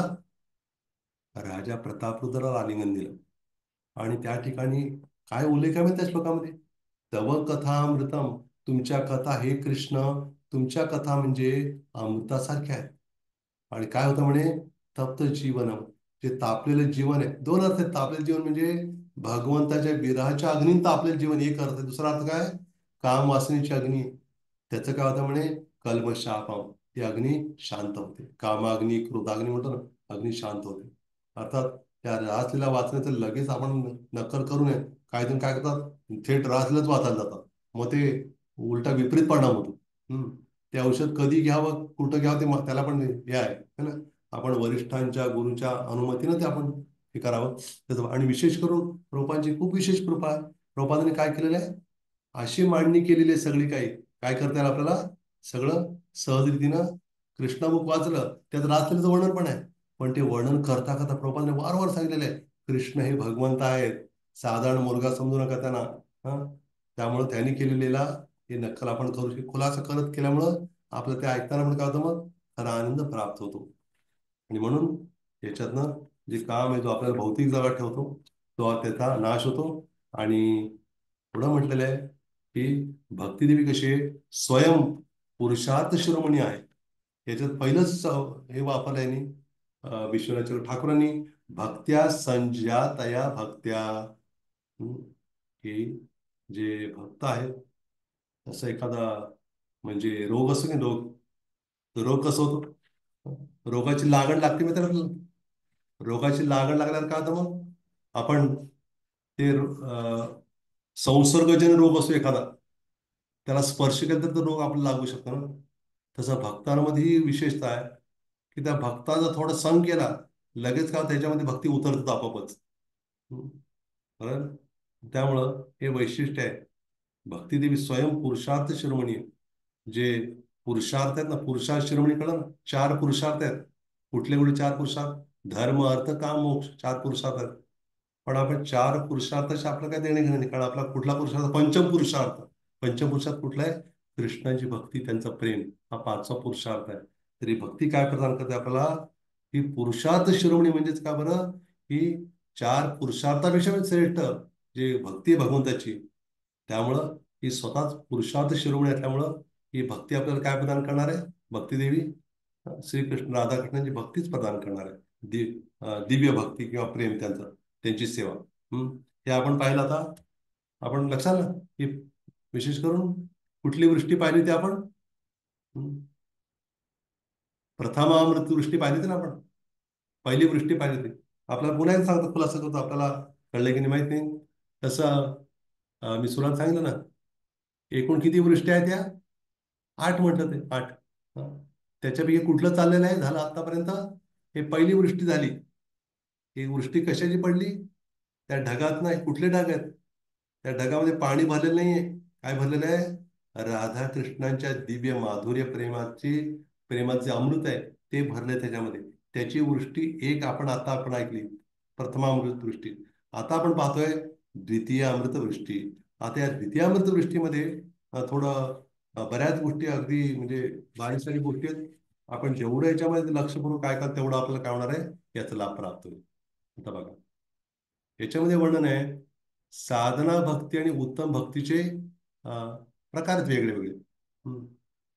तर साधना भक्तीमध्ये काय होतं की नाही, चैतन्य महाप्रभूंनी शिल रूप गोस्वामींना आणि सनातन गोस्वामींना जेव्हा ते मार्गदर्शन करत होते, तर आपण म्हणतो ना, श्रीरूप सनातन शिक्षा, त्या दोघांना जेव्हा प्रशिक्षण देत होते म्हणा किंवा त्यांना मार्गदर्शन ज्ञान सांगत होते, जेणेकरून त्यांच्या माध्यमानं आपल्यापर्यंत ज्ञान होतं या उद्देशानं. त्याच्यामध्ये त्यांनी साधना भक्ती काय काय म्हणून सांगितलं, आणि त्याचबरोबर उत्तमा भक्ती म्हणजे जी श्रेष्ठ शुद्ध भक्ती आहे भगवंताची, त्याचं पण विश्लेषण केलेलं आहे. आणि त्यात काय काय घटना घडून येतात त्याचं पण वर्णन आता केलेलं आहे. ते आपण काय करूया, जाणून घेण्याचा प्रयत्न करूया. आता या साधना भक्तीमध्ये काय होतं बरं? जसं आपण ऐकलेलंच आहे की एखादा एखादा शेतकरी आहे, तो जेव्हा त्याच्याकडे बिया असतात. आता पावसाळा सुरू होतोय, बरेच जण काय करतात, आपण नांगरून ठेवणं, त्यात बी पेरणे सगळं चाललंय बऱ्याच जणांचं. तर ते बी पेरल्यावर काय होणं, त्याला पाणी आणि थोडं खत दिल्यानंतर ते बी काय होतं, अंकुरित होतं. अंकुरित अंकुर फुटतो की नाही? ते अंकुरित झाल्यावर काय होतं पुढं मग? हळूहळू त्याला मग ते, समजा ते वेल असेल, वेलीचं बी असेल, काय म्हणा ते वेल वाढत, ते वाढत वाढत मग हळूहळू मोठं होतं. त्याला मग पानं तर येतातच, आणि पुन्हा मग फुलं येतात, फळं पण येतात. ते फळाची जर वेल असेल तर नाही. तर तशा पद्धतीनं की कुठल्या वेलीचं वर्णन आता केलेलं आहे त्यांनी, श्रील विश्वनाथ ठाकूरांनी जे रूप आणि सनातन गोस्वामीने चैतन्य म्हणून सांगितलं, त्याचाच भाग म्हणून सांगतायत की ही कुठली वेल आहे बरं? ही आहे भक्तिलता. कुठली लता? ही भक्तिलता. त्या भक्तिलतेचं वर्णन त्यांनी केलेलं आहे. आता ही भक्तिलता कशी आहे म्हणे, ही शुद्ध भक्तीची लता आहे बरं का. एक जो शुद्ध भक्ती करेल, हं, ती त्याची ती वेल वाढत जाणार. शुद्ध भक्ती नाही केलं तर ती वेल वाढणार नाही, तिथंच घुटमळत जाणार, मग पुढे जाणार नाही ती. त्यामुळं म्हटलेलं आहे ही जी विशेष करून ही जी भक्तिलता आहे, याच्यामध्ये जसं आपल्याला माहिती आहे ना, शुद्ध भक्तीचा एक श्लोक आपण ऐकले की नाही? श्लोक, तो श्लोक काय शुद्ध भक्तीचा? जे विशेष करून ह्याच्यामध्ये भक्ती रसांमध्ये श्री रूप गोस्वामी सांगतात, काय म्हणतात त्याच्यामध्ये? अन्याभिलाषिता शून्यम ज्ञान कर्माद्यानावृतम आनुकूल्येन कृष्णानुशीलनम भक्ती उत्तमा. उत्तमा किंवा शुद्ध भक्ती म्हणजे काय बरं? ज्याच्यामध्ये कशाचं मिश्रण नसावं? ज्ञान आणि कर्माचं. कुठलं ज्ञान? हे ज्ञान नाही अहो नसावं का, त्याला बंदच करतो, नाही बंद करू नका, आहे अजून. कुठलं ज्ञान? तर्क कुतर्कावर आधारित ज्ञान नसावं. आणि कर्म म्हणजे कर्मकांड, हे कांड ते कांड काही नसावं. आणि कसं असावं म्हणे? त्याचं आवरण म्हणजे ते नसावं. आणि पुढं म्हटलेलं आहे कृष्णानुशीलनम. कृष्णाला प्रसन्न करण्यासाठी केलेली भक्ती म्हणजे काय? कृष्णाचं अनुशीलन करणं किंवा त्यांच्या आदेशांचं उपदेशाचं पालन करत भक्ती करणं, कृष्णार्चनम. आणि म्हटलेलं आहे अन्य अभिलाषणम ज्ञान कर्मादनतम. अन्य अभिलाषी म्हणजे इतर कुठल्या इच्छा ठेवायच्या नाही. कुठली इच्छा ठेवायची? मी कृष्णाला कसं प्रसन्न करेन बरं, ही इच्छा. हं. आणि तीच खरी भक्ती श्रेष्ठ आहे असं म्हणतात, उत्तम भक्ती किंवा शुद्ध भक्ती. तर त्याचं स्वरूप दिले, तर साधना भक्ती म्हणजे काय, सगळ्यात टप्पे दिलेत, हळूहळू त्याचा उलगड जाणार सगळं. आता बघा याच्यामध्ये एखादा भाग्यवान जीवच काय मिळतं त्याला? त्या भक्तीला बीज त्याच्या हृदयामध्ये पेरलं जातं. मग ते कसं पेरलं जातं हृदयावर माहिती आहे आपल्याला? तसं चैतन्य सांगतात, रूप सनातन गोस्वामींना उपदेश करतात, ते म्हणतात तसं ब्रह्मांड भ्रमिते कोण भाग्यवान जीव, गुरु कृष्ण प्रसादे पाय भक्तिलता बीज. असं म्हटलं त्यांनी की, म्हणजे प्रभात म्हणते त्या ठिकाणी, अनंत कोटी प्रमाणात भ्रमण करत करत एक वेळ अशी येते त्याच्या जीवनामध्ये, काय वेळ येते त्याच्या जीवनामध्ये की गुरुच्या आणि कृष्णाच्या कृपेनं त्याच्या हृदयामध्ये भक्तिलतेचं बीज पेरलं जातं. कसलं बीज? हे भक्तिलतेचं बीज पेरलं जातं. आणि त्या भक्तिलतेचं जे बीज आहे ते पेरल्यामुळे काय होतं? साईचे बी पेरल्यावर पुढं काय घडतं मग? त्याला पाणी दिलं की अंकुरित होतच ना. मग ते अंकुरित होत आहे, म्हणजे आपण जे भक्त आहोत आपल्याला गुरूंच्या आणि कृष्णाच्या कृपेने काय झालेलं आहे, हृदयामध्ये हे भक्तिलतेचं बीज पेरलेलं आहे. ते हळूहळू काय होऊ लागलेलं आहे, हे श्रवण कीर्तन रूपी पाणी दिल्यामुळं ते अंकुरित होऊ लागले हळूहळू. ते अंकुरित झाल्यावर काय होतं, म्हणजे सुरुवातीला अंकुरित झाल्या झाल्या त्याला दोन आपण मराठी म्हणतो पालवी फुटते म्हणतो, पालवी फुटले म्हणतो ना, म्हणजे दोन पानं असतात. हं. मोठ्या पानाला पालवी म्हणत नाही. हं. लगेच छोटे छोटे येतात ना, त्याला पण पालवी म्हणतो. हं. तर दोन जे पानं आहेत, जे छोटी पानं किंवा ते पालवी, तर ते पानं आपल्याला माहित आहे, तो पानांचा वरचा भाग कसा थोडं थोडं खडबडीत असतो, म्हणजे एवढं स्मूथ असतं, पण आतल्या बाजूला एकदम मऊ असतं ना. ते वरचं आणि आतलं असं का सांगितलंय बरं? जो कोणी भक्ती करू लागतो सुरुवातीला कुठली करतो, तो साधना भक्ती करतो. आता साधना भक्ती म्हणजे नेमकं काय बरं, याची पण थोडी चर्चा करूया म्हणजे कळेल आपल्याला. किती प्रकार आहेत साधना भक्ती? भाव भक्ती आणि आणि प्रेम भक्ती. माहिती आहे आपल्या सर्वांना. आपण जी करते कुठली भक्ती आहे? साधना भक्ती. ती करता करता कुठल्या भक्तीतो आपण? भावभक्तीमध्ये, आणि त्याच्यानंतर सत्य शेवटी प्रेमभक्तीमध्ये पोहोचणार. आता हे साधना भक्ती करताना त्या साधना भक्तीमध्ये पण दोन प्रकार आहेत. ते कुठले दोन प्रकार? एक आहे वैधी भक्ती, दुसरी आहे रागानुगा भक्ती. साधना भक्तीमध्ये बरं का. आता वैधी भक्ती म्हणजे काय? त्याला साधन ते पुढे वर्णन दिलं ते पण मी सांगतो आपल्याला. त्या वैधी भक्तीमध्ये काय होत आहे की त्याला, म्हणजे शासन म्हणतो ना आपण, इथे तो श्लोकच श्लोकच वाचतो म्हणजे आपलं अजून थोडं बरं वाटेल श्लोक ऐकलं. असं म्हटलेलं आहे की त्या ठिकाणी की जो भक्त आहे भगवंताचा, तो भक्ती करत असताना त्याला या गोष्टींचा अनुभव लागतो. तर म्हटलेलं आहे, यत्र रागान वाप्तत्वात प्रवृत्ती रूप जायते, शासनेन नैव शास्त्रचे सा वैदी भक्ती रुचते. भक्ती रसामध्ये असं वर्णन आहे. याचा अर्थ काय? की त्या साधना भक्तीचे वैदिक भक्ती जे अंग आहे ना, ते म्हणजे थोडं रुख सुख वाटणार, थोडं कोरडं कोरडं वाटणार. हं. जर आपल्याला चपाती किंवा भाकरी आपण खातोय, त्याला थोडं म्हणजे रसदार भाजी किंवा असं काही दिलं नाही, काय केलेलं आहे, काहीतरी कोरडंच दिलेलं आहे. हं. तर त्याला खाताना तेवढं भूक लागलेली आहे, खायचंय त्याला, पण ते कसं बसं खातोय तो. पण तेच त्या ठिकाणी थोडंसं काहीतरी रसरशीत असेल काहीतरी, बरोबर आहे ना. चांगला रस्सा असेल, तो तांबडा आणि पांढरा तो रस्सा नाही बरं का, तो चालत नाही आपल्याला. हा, हा कुठला? भाजीचा म्हणतो बरं का. तुम्ही म्हणाल काहीतरी सांगताय नाही, भाजीचा. तर तो जर असं जर काय म्हणणार, मग अजून त्याला आपल्याला चव वाटतं ना, छान वाटतं आपल्याला. हं. तर म्हणजे मुद्दा हाच आहे की ते जे दोन पालवीचे पानं जे फुटले, दोन पानं म्हणजे काय? एक आहे वैदिक भक्ती आणि दुसरं रागमार्ग भक्ती. साधना भक्ती दोन अंग आहेत म्हणे. पालवी पहिल्यांदा सुरू होते ते. मग त्याच्यामध्ये काय केलंय, वैदिक भक्तीमध्ये काय होतंय, थोडस त्याला म्हणजे शास्त्रीय वचन आपण ऐकतो ना, अरे ऐकले बरं का, मी भक्ती केली पाहिजे, नाहीतर काय खरं नाही. हा, मग आपण काय करू लागतो? जप करतो. सकाळी उठणं, जप करणं, वाचन करणं. अरे गुरु महाराज आले, त्याला काय सांगितलं पाहिजे, नाहीतर काय म्हटलं तर, म्हणजे थोडं शासन. हा, आपल्याला काय कोणतरी विचारतंय बरं, म्हणून अशा भावने जर करतो, थोडं भीतीयुक्त होऊन, नाही केलं तर कसं होईल, अपराध लागेल व आपल्याला, थोडं करूया काहीतरी. तर त्याला काय म्हणतात? वैदिक भक्ती म्हणजे शब्द बघ कसा आहे, विधी विधानयुक्त भक्ती. हम्म. हे केलं पाहिजे, हे टाळलं पाहिजे, हे नियम आहेत, हे अपराध आहे, हे ते सगळं म्हणजे हे विधी विधानयुक्त भक्तीला म्हणतात वैदिक भक्ती. आणि दुसरी भक्ती आहे, त्याला म्हणतात रागानुगा भक्ती. रागानुगा भक्ती म्हणजे काय? राग म्हणजे आपलं मराठीला राग नाही बरं का. हा, राग आला का तुम्हाला म्हटलं आपल्याला कळतं मराठीत राग वेगळा, पण संस्कृत राग म्हणजे आसक्ती किंवा ओढ वाटणं. हा, तो साधना भक्तीच करतोय, पण ते वैदिक भक्ती करून तो एवढं त्या हृदयामध्ये त्याला ते ओढ वाटू लागलेली की साधनाचा अवलंब करतोय तो. साधना भक्ती करतोय, पण काय झालेलं आहे, आतनं बाहेरनं दिसताना सारखं वाटेल, पण एखादा बाहेरनं करतोय आणि हा पण करतोय, पण एखादा काय करतो रागावून भक्तीच स्तरावरचा, तो आतनं स्वाभाविक होतं, एकदम स्वाभाविक, एकदम सहज होतं त्याच्याकडनं. त्याला ओढून ताणून काही नाही, एकदम प्रेमानं तो करू लागतो सगळं. आता कृष्णप्रेम त्याला मिळाले नाही बरं का अजून. हं. पण होतंय काय, हे 2 पानं म्हणजे काय माहितीये कुठली, हे शुभदान हे झालं. आणि त्याला काय लाभ होतो माहितीये, त्याला त्या साधना भक्तीमध्ये 2 विशेष गुण दिसून येतात. कुठले?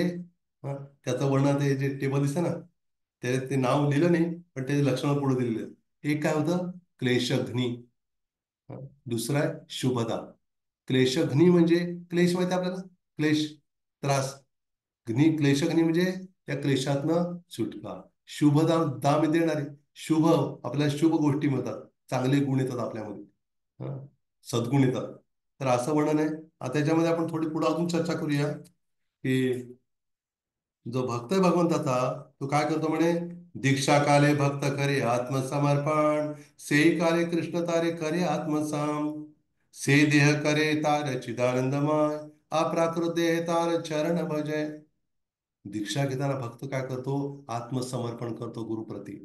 आणि कृष्ण पण त्यावेळेला त्याला आपलं समजून स्वीकारतात, हा माझा आहे, त्याला आपल्याप्रमाणे स्वीकार करतात. आणि काय करतात, त्याचा देह काय करतात, शा- शाश्वत शरीर बनवतात त्याचं. भौतिक शरीर असताना त्याला आध्यात्मिक शरीर प्रदान करतात. आणि मग तो काय करतो, अशा देहानं तो भगवंताची भक्ती करू लागतो. आता आता कुठलं शरीर आहे आपलं? हं? आता शरीर आहे, हे साधन शरीर आहे, साधन देह म्हणतात त्याला. आणि भक्ती करून फार उच्च स्तरावर पोहोचतो तेव्हा कुठलं शरीर आहे, सिद्ध देह. हं. अर्थात असं शरीर वर्ण दिसायला असं दिसेल, पण असं शरीर त्याला मिळेल आत्म, की त्या शरीरात कुठं जाऊ शकेल तो, भगवंताच्या लीलेमध्ये पण जाऊन येऊ शकतो. हं. अर्थात फार पुढचा टप्पा झाला. हे असं टप्पे आहेत वेगळे वेगळे. आपण हे सगळं झालं आपल्याला कळेल आपण कुठल्या टप्प्यात आहे ते. हं. हे पूर्ण माधुरी कादंबरी झाल्यानंतर म्हणून आपण हे थोडं आपल्याला कदाचित थोडं कंटाळून वाटेल. वाटतं का थोडं कंटाळून? बरोबर आहे, थोडं थोडं थोडं झोप येते का आपल्याला, थोडीशी हलकीशी? हं. काही डोळे मिटाल, समाधी नंतर घ्या तुम्ही. म्हणजे आता हे बोलताना ऐका डोळे उघडून, आणि नंतर काय करा, नंतर डोळे मिटून तुम्ही त्याची आठवण करा. आता डोळे मिटल्यावर मला काय वाटणार, बहुतेक आता झाले, बोर झाले बाबा, असं वाटेल ना? नाही ना? ठीक आहे, गुड. तर आता पुढं आता आपण बघूया याच्याविषयी, या हे जे काही वर्णन आहे त्याच्यामध्ये. आता जे काय आपल्याला वर दिसतंय ना, स्क्रीनवर दिसतंय, काय दिसतंय बरं? एक आहे क्लेश आणि दुसरं पाप आहे. त्या साधना भक्तीच्या याच्यामध्ये. तर मी सांगितलं मगाशी, साधना भक्ती केल्यामुळं 2 गुण होतात. कुठले? एक आहे क्लेशग्नी, म्हणजे क्लेश का त्रास संपुष्टात येतात. ते कुठले बरं? असं म्हटलेलं आहे, 5 प्रकारचे क्लेश आणि 4 प्रकारचे पाप याच्यातनं तो सुटतो म्हणे, हळूहळू सुटू लागतो. आणि विशेष करून त्याच्यामध्ये सद्गुण विकसित होतात. क्लेशघ्नी आणि शुभदा, 2 गोष्टी त्याला प्राप्त होतात. मग ते कसं काय बरं? असं म्हटलेलं आहे. आता आपण इथं पाहतोय, काय लिहिलं इथं पहिलं ना, अविद्या, अस्मिता, राग, द्वेष आणि अभिनिवेश, हे 5 क्लेश आहेत. ही नावं आपण ऐकली सर्वांनी, वेगवेगळे वेगवेगळे. पण यांचे नावांचे अर्थ आपल्याला माहित असतील असं नाही, विशेष शास्त्रोक्त अर्थ बरं का. कदाचित काही जणांचे नावं पण असतील त्याच्यामध्ये, नसतील पण. द्वेष नाव नसतं, नाही पण नाही. राग नाव ठेवलं तर त्या माणसाला किती राग येईल, मग राग का नाव ठेवलं म्हणून राग येईल. पण तसं ठेवत नाही तुम्ही कोणाचं नाव. बरं. राग दास वगैरे म्हटलं तर किती अवघड होईल त्याची अवस्था, किती राग आलेल तो, असं का नाव ठेवलं म्हणून. तसं नाही होत. तर इथं म्हटलेलं आहे की जे 5 ज्या गोष्टी आहेत ते थोडं जाणून घेऊ आपण, थोडं विस्तारानं. हं. आता अविद्या, अस्मिता, राग, द्वेष आणि अभिनिवेश म्हणजे नेमकं काय बरं? हे कधी संपतात, कुठल्या स्तरावर संपतात, हे जाणून घ्या. हे सायन्स आहे.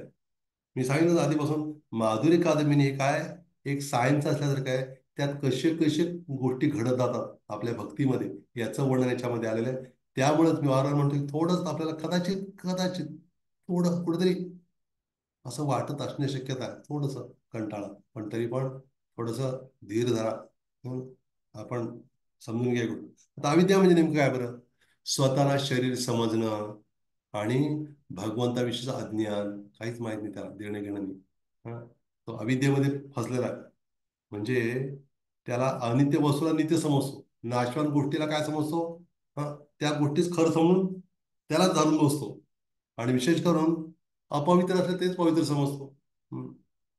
त्याला शरीरालाच तो काय समजतो, हे शरीरच सर्व काही आहे, त्या शरीरामध्ये आसक्त होऊन गेलेला तो पूर्णपणे. हे आहे अविद्या. आता त्याचा फार विस्ताराने अविद्या शब्दही दिसतोय आपल्याला, पण फार विस्तार येतो. पण आपण या माधुरी कादंबरीमध्ये भरपूर सगळ्या गोष्टी घ्यायच्या असल्यामुळं त्याला फक्त मी काय थोडं थोडं आपण झलक हे करूया. दुसरं पाहतो अस्मिता. अस्मिता म्हणजे नेमकं काय बरं? मी आणि माझं याच्यात तो गुंतलाय. त्याला अभिमान होतो. मी असा आहे, माझं असं आहे. माझं मी आणि माझं, माझं घर माझं शेत. आपण ऐकलं असेल लहानपणी काही नाही. तर मी आणि माझं इथं गुरफटून गेलेला आहे. कारण अहंकार म्हणतात त्याला. अस्मिता म्हणतो ना, आम्ही आमची अस्मिता जपणार आहोत. अरे अस्मिता म्हणजे काय? अहंकार आहे तुमचा तो. हं. ते शरीराला तुम्ही समजताय मी, तर चुकीचं आहे ते. पण मी आणि माझं याच्यात तो हे झालं, ते झालं अस्मिता. तिसरं आपण पाहतो राग. राग म्हणजे काय? की असं म्हटलेलं आहे, इंद्रियांसाठी प्रिय वाटणाऱ्या विषयांमध्ये आकर्षण आहे, त्याला म्हणतात राग. हम्म. भौतिक आसक्ती. आसक्ती. हम्म. असं म्हटलेलं आहे, जो आसक्ती हो जा नहीं सकती. हं. म्हणजे आसक्ती लवकर जात नाही अशी. हं. हा जो राग आहे ना, हा हा राग लवकर जात नाही. मराठीतला राग समजून घेऊ नका बरं का तुम्ही, नाही तर रागाला माझ्यावर राग आल्याला तुम्ही. हं. काय सांगताय तुम्ही? राग नाही, राग म्हणजे आसक्ती या दृष्टीने बरं का. म्हणून म्हटलेलं आहे, भौतिक सुखांच्या मागं धावणं. हं. आणि विशेष करून एखादी अ, वस्तू मिळाली आपल्याला हवी असलेली, ती परत मिळावीशी वाटणं. ह्याच्यामुळे काय होणार? भक्तीला अडथळा नाही येणार तर काय येणारच की. आणि ते मिळाल्यावर पुन्हा त्रास. आणि पुढे चौथं म्हटलेलं आहे द्वेष. हा. द्वेष म्हणजे काय बरं नेमकं? की जे त्रासदायक वाटतं त्याच्यापासून दूर राहण्याचा त्याच्याविषयी द्वेष. हा. एखादी गोष्ट आवडत नाही आपल्याला, तर आपण काय त्याचा द्वेष, नाही नकोच हो मला ते. हा. एकदम टोकाचं बस. द्वेष. आणि पाचवा आहे अभिनिवेश. अभिनिवेश म्हणजे काय? की शरीर माझं संपल्यावर कसं होईल पुढं माझं? हं. माझं अस्तित्व संपेल काय? किंवा अं, शरीर टिकवण्याची धडपड त्याची, कसं मी जगत राहीन. का असं होतं बरं? श्रीमद भागवतमच्या 11व्या स्कंदातल्या 2ऱ्या अध्यायातल्या 37व्या श्लोकामध्ये जे राजा निमी प्रश्न विचारतात ना, यांची मुलं, वृषभदेवाची 100 मुलातली जी 9 मुलं काय बनले? नवयोगेंद्र बनले. त्यातले एक हवी म्हणून आहेत, हवी योगेंद्र. ते यांच्या प्रश्नाला उत्तर देत होते निमी महाराजांच्या. त्या प्रश्नाचे उत्तर दाखल ते श्लोक उद्धृत केलेले आहे. भयम द्वितीय अभिनिवेशात म्हणजे पुढं मोठा श्लोक आहे. त्याचा अर्थ असा आहे की भय किंवा भीती वाटणं. का भीती वाटते बरं आपल्याला? भीती वाटण्याचं कारण आहे की भय काय म्हणे? द्वितीय अभिविनेशस्त्यात. अभय. तर द्वितीय म्हणजे काय? दुसरं आहे म्हणे. म्हणजे पहिलं काय? पहिलं आहे आपण मी, शरीर नसून आत्मा. पण आपण स्वतःला काय एखादा असं ना, तो आता एखादा व्यक्ती असं दिसतोय समजा उदाहरणार्थ, त्याने कधी वेगळा कोट घातला. आता मी आपल्या दिसतो असं दिसतोय, या कपड्यात दिसतोय. आणि मी सुद्धा कोट घालून बसलोय तिथे कुठेतरी. ते मागून बघितलं ओळखणार त्यांना, पण अहो प्रभू तुम्ही आहे का म्हणणार? बरोबर आहे ना? त्याने काय स्वतःची ओळख वेगळी झाली त्याची. किंवा आता आपलं टीसी वगैरे आपण ट्रेनमध्ये बघतो. हा. आणि काही दिवसांत कुठेतरी दिसतो आपल्याला कुठल्या कार्यक्रमात. आपण सर आपल्याला कुठं बघितलं बरं मी? तो हसतो, मी टीटी आहे आणि माझा वेश तसा असतो, त्यामध्ये मला लगेच ओळखलं नाही. कारण त्याने तर वेगळा वेश घातलेला त्याने. हा. त्याला म्हणतात अभिनिवेश. आता भयम द्वितीय अभिनिवेशाचा याचा अर्थ असा होतो की तो खरं तर आत्मा आहे, पण आत्मा असून पण द्वितीय म्हणजे स्वतःला दुसरं समजतोय भलतंच काहीतरी.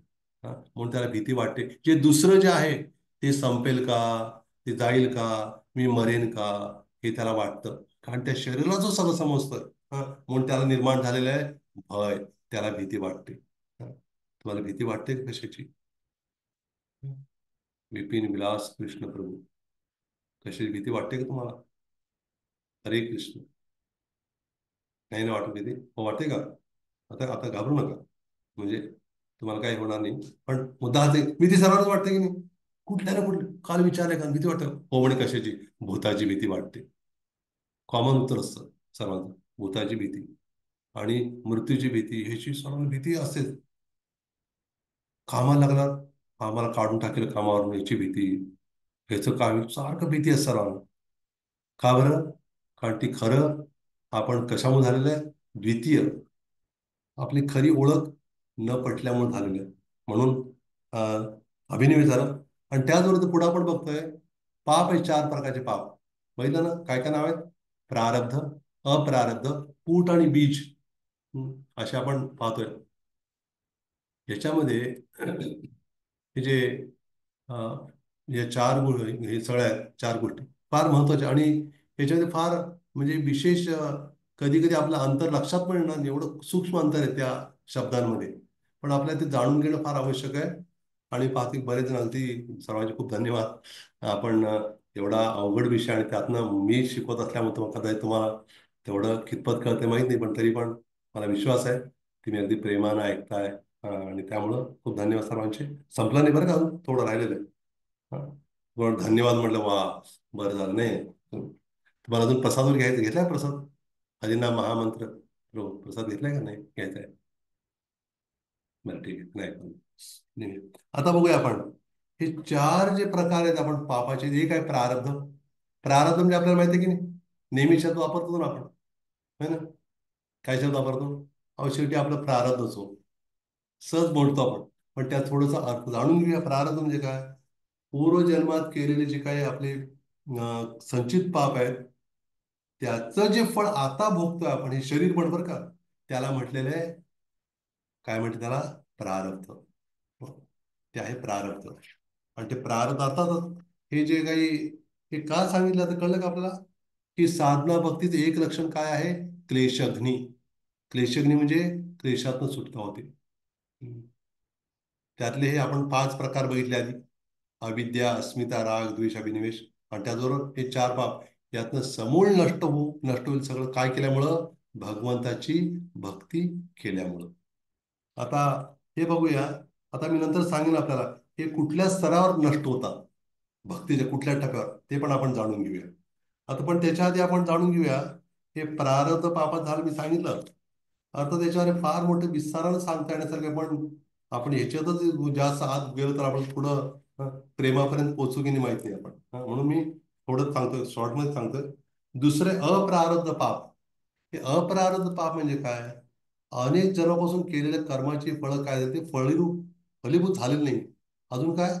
ते कर्माच्या रूपातच आहे. पण जेव्हा त्याचं फळ मिळू लागेल, ते कशात रूपांतरित होईल? अप्रारब्ध पाप कशात रूपांतरित होईल? प्रारब्ध पापामध्ये. त्याला नशीब म्हणतो आपण. हे शेवटी नशीबच फुटको आमचं म्हणतो ना, ते काय? नशीब अप्रारब्ध आहे. आणि पुढचं तिसरं आहे कूट. कूट म्हणजे तुम्हाला काय शेंगदाण्याचं कूट वगैरे असं वाटलं नाही ना? नाही. कूट म्हणजे काय? सूक्ष्म. काय सूक्ष्म आहे बरं ह्याच्यामध्ये? सूक्ष्म आहे ह्याच्यामध्ये एका दृष्टीनं and inclination towards committing sinful activities. मग त्याची पाप करण्याची जी प्रवृत्ती किंवा कल म्हणतो ना आपण, कल, तो ते म्हणजेच कूट म्हटले त्याला, कूट. विशेष करून याला सूक्ष्म पाप पण म्हटलेलं आहे. की विशेष म्हणजे पाप बीज रूप धारण करतात हे पाप. आणि काय होतं की कर्माच्या बीज रूपामध्ये असणारं पाप आहे. जे वाईट इच्छा आहेत, पण अजून त्या कृतीमध्ये उतरलेले नाहीत अजून. ते अपरार्थ पण नाहीये, प्रारब्ध पण नाही. आता काय? कूट रूपात आहे आता. लक्षात आपल्याला त्याला कूट म्हटलेलं. आता बीज रूपातलं काय बरं? चौथा बीज. बीज म्हणजे काय? हे वासनामय पाप आहे. हम्म. असं बी टाकल्यावर उगवतं की नाही? बी आहे तिथं, पण काय झालं अजून? पेरलेलं नाहीये. ते पेरायला घेतलं लगेच, मग काय होणार? ते निघणार बाहेर. तर ते बीज रूपामध्ये अजून बऱ्याच इच्छा आकांक्षा भरपूर आहेत. हा. आणि नंतर ते बीज झालं, अंकुरित झालं, पुन्हा मग प्रारब्ध अप्रारब्ध ह्याच्यानंतर काय होणार? त्याच्यात पूर्ण आपण सतत त्याच्यातच फिरत आलेलो आहे अनादी काळापासून. म्हणूनच ह्याच्यामध्ये वर्णन आलेलं आहे की पद्मपुराणामध्ये श्लोक आहे. तो श्लोक असा आहे: अप्रारब्ध फलम पापम कूटम बीजम फलम मुखम क्रमेणैव प्रलीयेत विष्णू भक्तिरतात्मनाम. एवढं एवढं घेऊन थांबवतो हा, कारण आपला वेळ झालेला. असं म्हटलेलं आहे, ज्यांनी आत्मा, शरीर, मन, प्राण सर्व काही श्रीकृष्णांच्या भक्तीमध्ये ज्यांनी हे केलेलं आहे, पूर्ण समर्पित केलेलं आहे, त्यांच्यासाठी काय होतं म्हणे? हे अप्रारब्ध कूट बीज, हे प्रारब्ध, हे सगळं पूर्णपणे नष्ट होऊन जातं असं वर्णन आलेलं आहे. तर आपण काय करूया आता थोडस,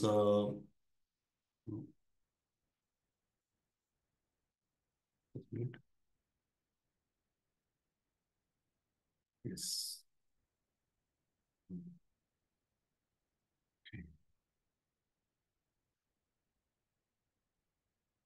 आता काय करूया आपण, तर खरं तर उशीर झालेला आहे एका दृष्टीनं, पण तरी पण आपला पहिलाच दिवस असल्यामुळं माझी ओळख पण करून देण्यात आली. थोडी जास्त झाली ओळख माझी, तेवढी आवश्यक नव्हती. आपले माधव चंडप्रोंनी थोडंसं त्याच्यामध्ये आता काहीतरी सांगायला पाहिजे प्रवक्त्याविषयी, तर त्यामध्ये त्यांनी थोडंसं त्याच्यावर तो डबा आणला असेल, मसाल्याचा डबा बहुतेक असं वाटतंय. त्यात थोडं सगळं टाकून त्याचं फिरून आधीच मिक्सरमध्ये तयार करून आणलं असेल, आणि मग त्यामुळे ते कदाचित थोडं जास्त सांगितलं. आणि स्तुती सगळ्यांनाच आवडते नसलं, मी असं नाही म्हटलं अहो काय भलतं सांगता, असं म्हटलं नाही मी. काय करणार पण आता असं आहे. एनिवे, तर फार धन्यवाद सर्वांचे. काही प्रश्न तर आपण घेऊया. खरं तर 7:30 ते 9 ही वेळ होती, पण 7:30ला एक्झॅक्टली स्टार्ट नाही केलं मी. थोडे एक 10-15 मिनिटं गेले सगळ्या आधीचे जे काही प्रारंभिक सूचना वगैरे सांगण्यामध्ये. तर काही प्रश्न असतील तर आपण विचारू शकता. विशेष करून आज जे काय सांग त्याच्याविषयी असलं तर फार उत्तम होईल. आणि ते जर तो प्रश्न त्याचं उत्तर पुढच्या टप्प्यात येणार असेल समजा त्याचा खुलासा, तर मी थोडक्यात टच करेन ते, आणि मग ते पुढच्या वेळेला परत आपल्याला तो टप्पा जेव्हा इतिवृष्टी तेव्हा आपल्याला कळेल. तर मला वाटतं आधी आपले वंशीवन ठाकूर प्रभू, आपला काय प्रश्न आपल्याला हे करावं लागेल, अनम्यूट करावं लागेल की कोण करताय? ठीक आहे. ओके, बोला. हरे कृष्ण. आवाज येतो प्रभूजी? हो हो, बोला. हो. माझा प्रश्न असा आहे की आपण दीक्षा काले भक्त करे आत्मसमर्पण हा श्लोक या ठिकाणी सांगितला. त्याच्यामध्ये कृष्ण त्याला आपल्या समान समजून शाश्वत शरीर हा एक आपण या ठिकाणी वापरलाय. तर या हो. शाश्वत शरीराविषयी आपण थोडस आम्हाला सांगावं ही विनंती. हो. आणि एक सूचना आहे की आपण हे जे काही लेक्चर्स घेणार आहेत याचे व्हिडिओ जर आम्हाला मिळाले तर ते आम्हाला थोडस अजून जास्त पुन्हा वाचून थोडा अभ्यास करायला मदत होईल. आणि पुस्तक कोणतं हा. वापरावं यासाठी? मला असं वाटतं हे तर आता मी तर नाही करू शकत. हे आता जे विद्यापीठाचे जे काही प्रशासकीय वर्ग आहे किंवा सगळे भक्तगण आहेत, तर त्यांनी थोडंसं याच्यात लक्ष द्यावं असं वाटतं. बहुतेक रेकॉर्डिंग तर होत आहे, असं वाटतं रेकॉर्डिंग हो चालू आहे निश्चितच. आणि आपल्या रूपान विद्यापीठाकडून नंतर त्यांना जर विचारणा केली तर आपण ते प्राप्त होऊ शकेल असं वाटतंय. तर चांगला प्रश्न आहे आपला, धन्यवाद आपल्या प्रश्नाबद्दल. आणि याच्यामध्ये असं म्हटलेलं आहे की सुरुवातीला तरी आपल्याला ती प्रक्रिया सुरू होते. तसं एक मी उदाहरण नेहमी देत असतो, किंवा ते मीच असं नाही, ते उदाहरण आहे ते महत्वाचं समजण्यासारखं. एखाद्यानं मेडिकलमध्ये ऍडमिशन घेतल्यामुळे काय होतं, ते ऍडमिशन घेतली देणार म्हणजे डॉक्टर आता झालेलं नाहीये. तर डॉक्टर होण्याच्या त्या प्रोसेसमध्ये आता काय झालेलं आहे, त्याची प्रोसेस सुरू झालेली आहे. त्या पद्धतीनं दीक्षा काले भक्त करे आत्मसमर्पण सेही काले कृष्ण तारे करे आत्मसमर्पण. तो शिष्य, प्रत्येक शिष्य पूर्ण त्या आत्मसमर्पण करतो. पण तो आत्म्याला किती समर्पण करतो ते त्या प्रत्येक त्या शिष्यावर अवलंबून आहे. गुरु पूर्णपणे योग्य आहेत, पण तो तो कितपत ते ऍक्सेप्ट करतो त्याच्यावर आहे. भगवान म्हणतात, सर्व धर्मान परित्यज्य म्हणतात. हम्म. तोच प्रकार आहे. सर्व धर्मांमध्ये मामेकम शरणम व्रज, अहम तो हम सर्व पापी मोक्षिष्यामि मा शुचः. म्हणजे सगळ्या पापातल्या ह्याच्यावर भगवान मुक्त करतात, पण डिपेंड्स की तो कितपत शरण जातोय भगवंताची. अर्थात दीक्षा घेताना ती प्रक्रिया सुरू झालेली आहे. कारण म्हणतात ना, दीक्षा दीक्षा आणि शिक्षा म्हणतात. अर्थात मराठी शिक्षा म्हणजे आपण सजा असं शिक्षा म्हणतो, आणि खऱ्या ती शिक्षा म्हणजे शिक्षण प्रशिक्षण. म्हणजे दीक्षा त्या शिक्षेशिवाय पूर्ण होऊ शकत नाही. त्यामुळे दीक्षा फक्त दीक्षेच्या दिवशीच दीक्षा असं त्याचा अर्थ नाहीये. तेवढं लिमिटेड नाही. आपण अर्थात आपण सगळे जाणकार आहात, सच्चिदानंद कुलकर्णी अजून याच्याविषयी खूप डीप मध्ये सांगू शकतात. तर हे निश्चित आहे की तिथनं त्याची प्रक्रिया सुरू झाली. आता भक्तीचं बीज पेरलं गेलं, तो पूर्ण समर्पित व्हायची. एकदा मी एका वरिष्ठ भक्तांकडून ऐकलं होतं की ती प्रक्रिया सुरू झाली त्याची. तो कितपत तो प्रशिक्षण घेतोय, गुरुजनाकडनं ऐकतो, श्रवण करतो, तेवढं त्याला काय होणार आहे, ते रिअलाइज होत जाणार आहे. तेवढं तर समर्पण वाढत जाणार. त्यामुळे काय होणार आहे, त्याला ते दिव्य शरीर, मी मगाशी म्हटलं ना, अप्राकृत देह म्हणजे आता आपल्या साधन देह म्हणाले, नंतर कुठलं म्हणणार आहे, सिद्ध देह प्राप्त होणार त्याला. आणि सिद्ध देह प्राप्त झाल्यावर मग मी म्हटलं ना मगाशी की तो त्या भगवंताच्या लीलेमध्ये पण प्रवेश करू शकेल. मला आठवत आहे जेव्हा गुरु महाराज त्या कोरोनाच्या काळामध्ये पंढरपुरात होते, आम्ही पंढरपुरात होतो तेव्हा. आणि रोज गुरु महाराज सानिध्य लाभायचं, रोज गुरु महाराज अगदी त्यावेळेला असं होतं की ते बाहेर कुठं जाणं शक्यच नव्हतं. गुरु महाराजांनी फार महत्वाचं वाक्य म्हटलं होतं की if you you cannot go out then go inside. तर तुम्ही बाहेर जाऊ शकत असाल ना, आत जावा म्हणे. म्हणजे अंतर्मुखून बघा. तर गुरु महाराज त्यावेळेला सांगत होते की, आणि त्याच काळामध्ये परमपूज्य भक्तीचारू महाराजांचा गोलगमन झालं. आम्ही अमेरिकेला होते तेव्हा. तर गुरु महाराज त्यावेळेला अगदी भरल्या हृदयानं बोलत होते, अंतःकरणपूर्वक. गुरु महाराज म्हणाले तेव्हा की, आता भक्तीचरण महाराज आता असं काही भेटणार नाही, हा, पण ऑफकोर्स फार अनदर रियाल, पण ते वेगळ्या रीतीने आमची भेट होईल म्हटले, असं म्हणाले. वाक्य बोलायला लगेच मग महाराजांना असं एकदम पद हे केलं. म्हणजे मी ऐकताना मला लगेच कॅच केलं, म्हटलं बरोबर आहे म्हटलं. कारण गुरु महाराज हे काही साधारण शरीर दिसते आपल्या बाहेरनं, पण गुरु महाराज शरीर साधारण दिव्य आहे. ते सिद्ध ध्यान काय करू शकतात, अशा महान वैष्णवांना ते भेटू शकतात, त्यांच्या ते दिव्य ध्यात असतात. ते आता या साधन ध्येय त्यांनी सोडलेलं आहे, ते भगवत धामात केलेले आहे, तिथनं पण ते ते हे करताना पाहू शकतात भगवंताचे, म्हणजे गुरु महाराज शुद्ध भक्त. तर त्यामुळं त्यांना तो सिद्ध ध्येय प्राप्त झालेला आहे. तर ही प्रक्रिया आहे. प्रभुपाद म्हणतात दिस इज ग्रॅज्युअल प्रोसेस. दीक्षा हा दीक्षेच्या दिवशीचाच विषय नसून, हे दीक्षेचं कसं आहे, हे प्रक्रिया पुढं. हं. अजून काय कोणाचा प्रश्न? ठीक आहे, प्रभूजी, आपलं समाधान झाल्यास मी गृहीत धरतो. अच्छा, ओके.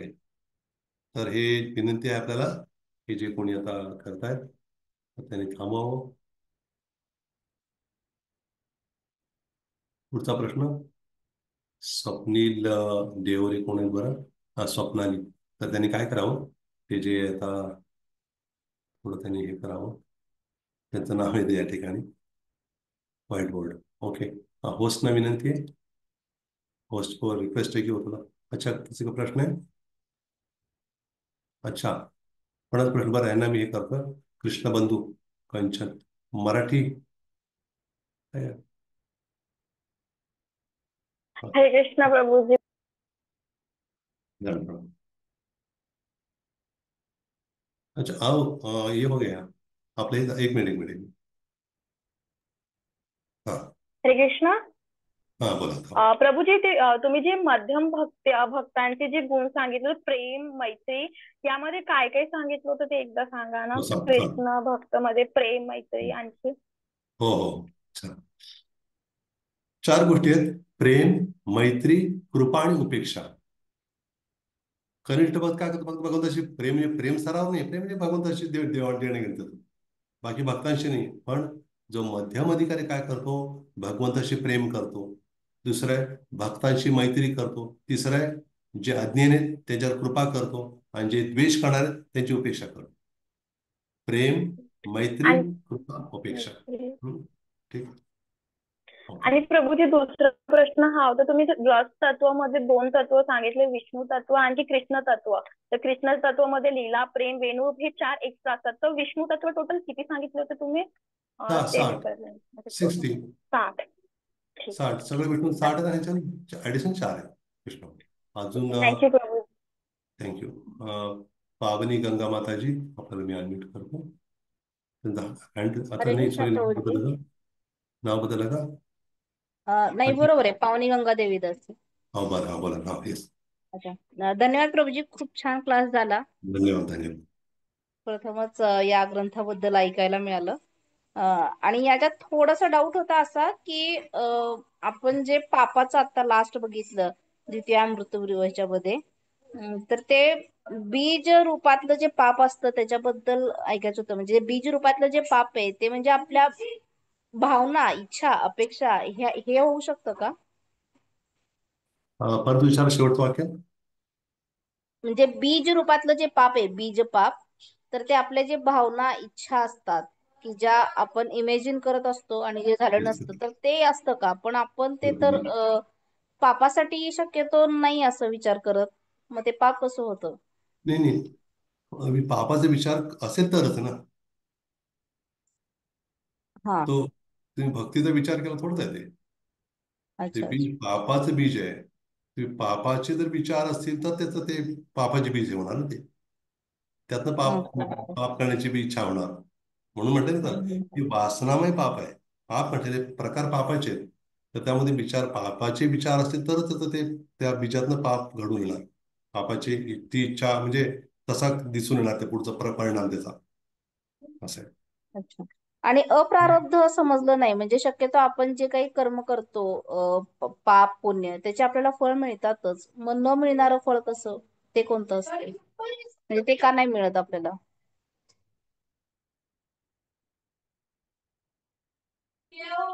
हरी बोल. हरे कृष्ण. हो सॉरी. आवाज आला का प्रभूजी? हो मध्ये थोडं डिस्कनेक्ट झालं. माहित नाही काय झालं. तर ठीक आहे, मला वाटतं हे प्रश्नाचं उत्तर मी सध्या एवढं देईन, नंतर आपण अजून थोडी चर्चा होईल याच्यावर. अजून कोणाचा प्रश्न आहे? अच्छा. मला वाटतं झाले सर्वांचे. मला वाटतं आराध्य अ, गुरुचा प्रश्न आहे. ते अभिनिवेश समजलं नाही, अभिनिवेश म्हणजे अभिनिवेश, ओके. थोडस. हा. अभिनिवेश म्हणजे अगदी तसं आपण रोजच्या ह्याच्यात बोलतोच तसं अभिनिवेश. त्याचा अभिनिवेश वेगळाच होता म्हणतो. वेगळाच होता म्हणजे वेगळाच असतं तेव्हा. एखादा समजा अभिनेता असेल, तर तो अभिनेता आपण एरवी जर पाहत असतो आपण, तर तो वेगळा दिसतो. पण त्या फिल्ममध्ये तो वेगळा दिसतो, त्या ठिकाणी त्याचा अभिनिवेश वेगळा असतो तिथं. अगदी त्याच पद्धतीनं आपण खरं तर आहोत आत्मा, पण आपण आपला अभिनिवेश दिसतो शरीरासारखं, भौतिक शरीरासारखं. हा तर हा. त्यामुळे आपण खरं तर आत्मा असून पण फर्स्ट इज आत्मा आणि द्वितीय म्हणजे शरीर आहे. पण आपण द्वितीय समजतो स्वतः. तो अभिनिवेश आपण स्वतः चुकीचा अभिनिवेश असतो आपला. त्यामुळं भयम द्वितीय अभिनिवेशच त्या म्हणजे ते भय किंवा भीती का वाटते बरं आपल्याला, कारण आपण स्वतःला खरं जे आहोत ते न समजता वेगळंच समजतो आपण. त्याला म्हणतात अभिनिवेश. धन्यवाद प्रभूजी. आराध्य गोविंद प्रभू, आपल्याला अनम्यूट करतो. सॉरी नाही झालं. हरे कृष्णा प्रभूजी, दंडवत प्रणाम. बरोबर. प्रभूजी धन्यवाद फार सुंदर क्लास दिल्याबद्दल. प्रभूजी क्लेशाग्नी विभागामध्ये तुम्ही राग आणि द्वेष या दोन संकल्पना थोड्या नीट परत थोडक्यात सांगू शकाल का? दोन गोष्टींमध्ये एक्झॅक्टली काय फरक आहे? Yes yes. आता बघा ह्याच्यामध्ये एकच मिनिट राग द्वेष. आता याच्यामध्ये राग म्हणजे एक आसक्ती, बरोबर ना? आसक्ती म्हणजे कशाची आसक्ती? इंद्रियांसाठी जे प्रिय वाटणाऱ्या गोष्टी त्याच्यामध्ये आसक्त आहे तो. ज्या गोष्टीमुळे मला इंद्रिय तृप्ती करता येईल त्या गोष्टीची ओढ आहे त्याला. हं. ज्या गोष्टी मला इंद्रिय तृप्ती करून देत नाहीत, तसं भक्ती करताना काही गोष्टी आपल्याला टाळायच्या असतात. पण आपल्याला वाटतं ते तर जास्त इंद्रिय तृप्ती त्या सुख मिळते, मी ते कसं सोडू बरं? आणि त्याच्यात त्याचं मन जास्त रमलेलं आहे. ज्या गोष्टी भक्तीला एवढे पोषक आहेत, पण इंद्रियाला आवडतात त्या गोष्टी, त्याला म्हणतात राग. या भौतिक सुखांच्या मागे धावणं, त्याला म्हणतात राग. आणि द्वेष म्हणजे काय? जे त्रासदायक वाटतं त्याच्याविषयी काय वाटणं? द्वेष वाटणं. त्याच्याविषयी एक म्हणजे याची भावना, दूर राहण्यासाठी. एखादा याच्यात त्रास होतो ना, त्याचा द्वेषच करायचा आपण, द्वेष करतो आपण. व्यक्तीचा असेल, वस्तूचा असेल, किंवा कुठल्याही गोष्टीचा त्याचा आपण द्वेष करतो किंवा तशी आपली एक वेगळी प्रतिक्रिया निर्माण होते. त्यामुळे आपण काय करतो? त्याचा आता आपण जे द्वेष म्हणून नेहमी वापरतो त्याच्या अर्थी नाही एक्झॅक्टली इथं. ठीक आहे. तसं द्वेष म्हणजे पर उत्कर्ष असहनीय इति मात्सर्य, दुसऱ्याची प्रगती न बघणं म्हणजे मात्सर्य वगैरे म्हण द्वेष, पण त्या अर्थी नाही येत. अजून पण प्रश्न, मला वाटतं नारायण भामरे तुमचा प्रश्न आहे, त्यांना मी अनम्यूट करतो.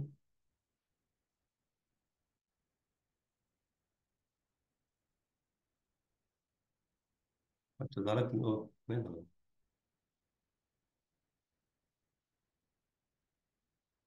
कधी कधी ऍडमिट होण्यात थोडं होते.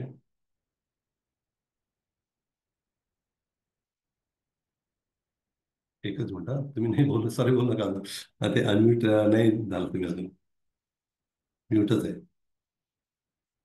ते कधी कधी काही टेक्निकल याच्यामध्ये होत नाही कधी कधी. बरं एकच मिनिट.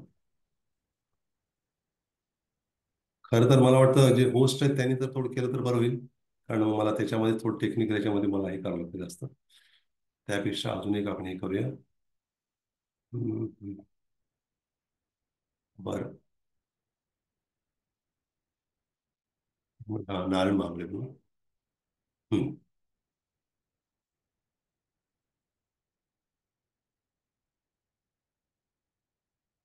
थोडं याच्यामध्ये ते होत आहे, नाही होऊन झालं. मी तिकडनं हे करताय का?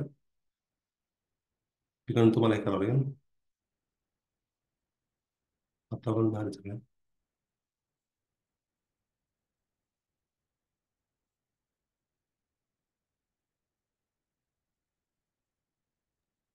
नारायण भांबरे प्रभू, तुम्ही अनम्यूट होऊ शकता आता. हां. येस. पर्सनली होऊ शकतात ते प्रभू. Yes, thank you.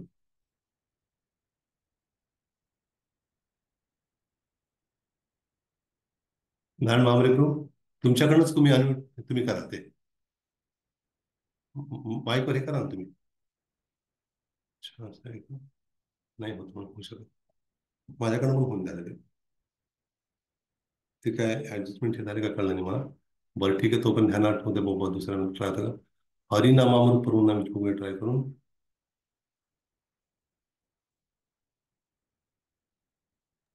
नाही हरे कृष्ण ते प्रभूजी, झालं. धन्यवाद. हरे कृष्ण प्रभूजी, धन्यवाद. जय. येस.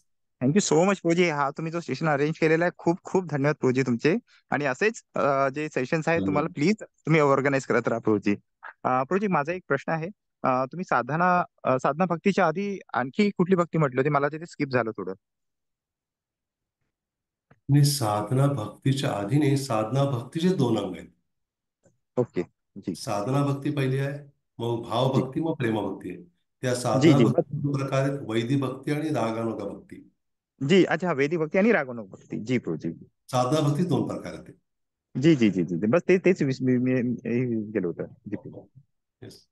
थँक्यू प्रभूजी, thank you so much. Hare Krishna. तर मोहिनी खडके माताजीने मी हे करतोय. हो, 2 मिनिट झालं. हरे कृष्ण प्रभूजी, दंडवत प्रणाम.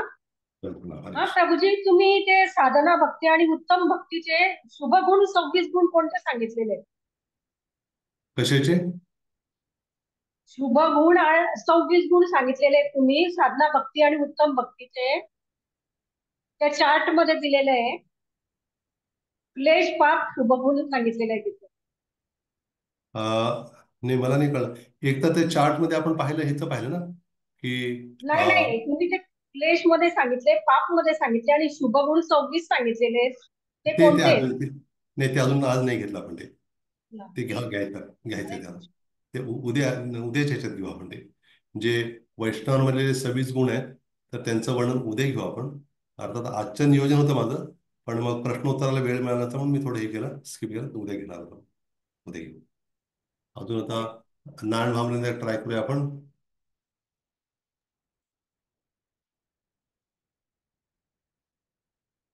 मला वाटतं त्यांच्याकडून पण ते हे करायला पण त्यांनी. नाही होत नाही. ठीक आहे, मला वाटतं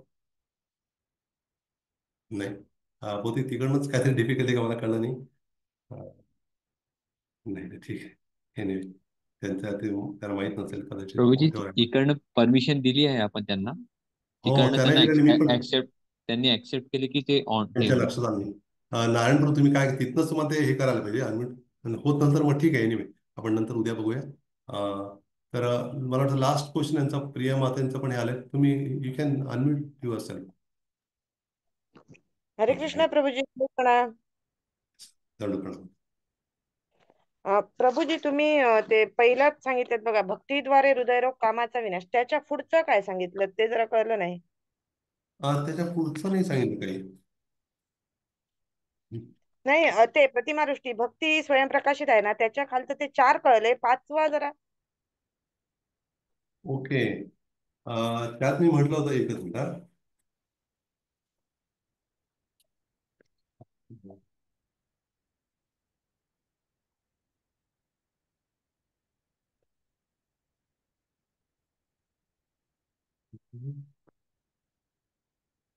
हम्म.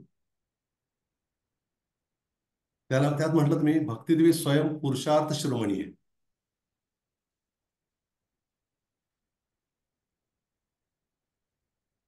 आता परत झाले का? त्या काय आपण म्यूटच आहे, अनम्यूटच आहे. हरे कृष्ण. ठीक आहे. हरे तर कृष्ण. मी ते म्हटलं होतं भक्ती स्वयं पुरुषार्थ शिरोमणी, यासाठी म्हटलं होतं की 4 पुरुषार्थापेक्षा पण जे श्रेष्ठ परमपुरुषार्थ आहे ती प्रदान करणारी आहे भक्ती, असं मी म्हटलं होतं. ठीक आहे. तर सर्वांनी झाले हा, बहुतेक ठीक प्रश्न. हां, ठीक आहे. मला आहे. ठीक आहे. मला वाटतं ज्यांचे प्रश्न असतील ते आपण उद्या घेऊया, कारण आता ऑलरेडी भरपूर उशीर झालेला आहे.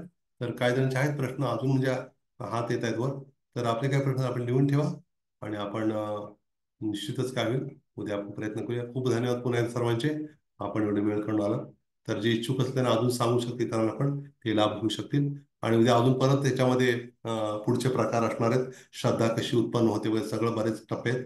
तर मी आशा करतो की आपण आजचं सेशन आपल्याला आवडलं म्हणण्यापेक्षा आपल्याला ह्याच्यातलं थोडंफार काहीतरी माहिती झाली.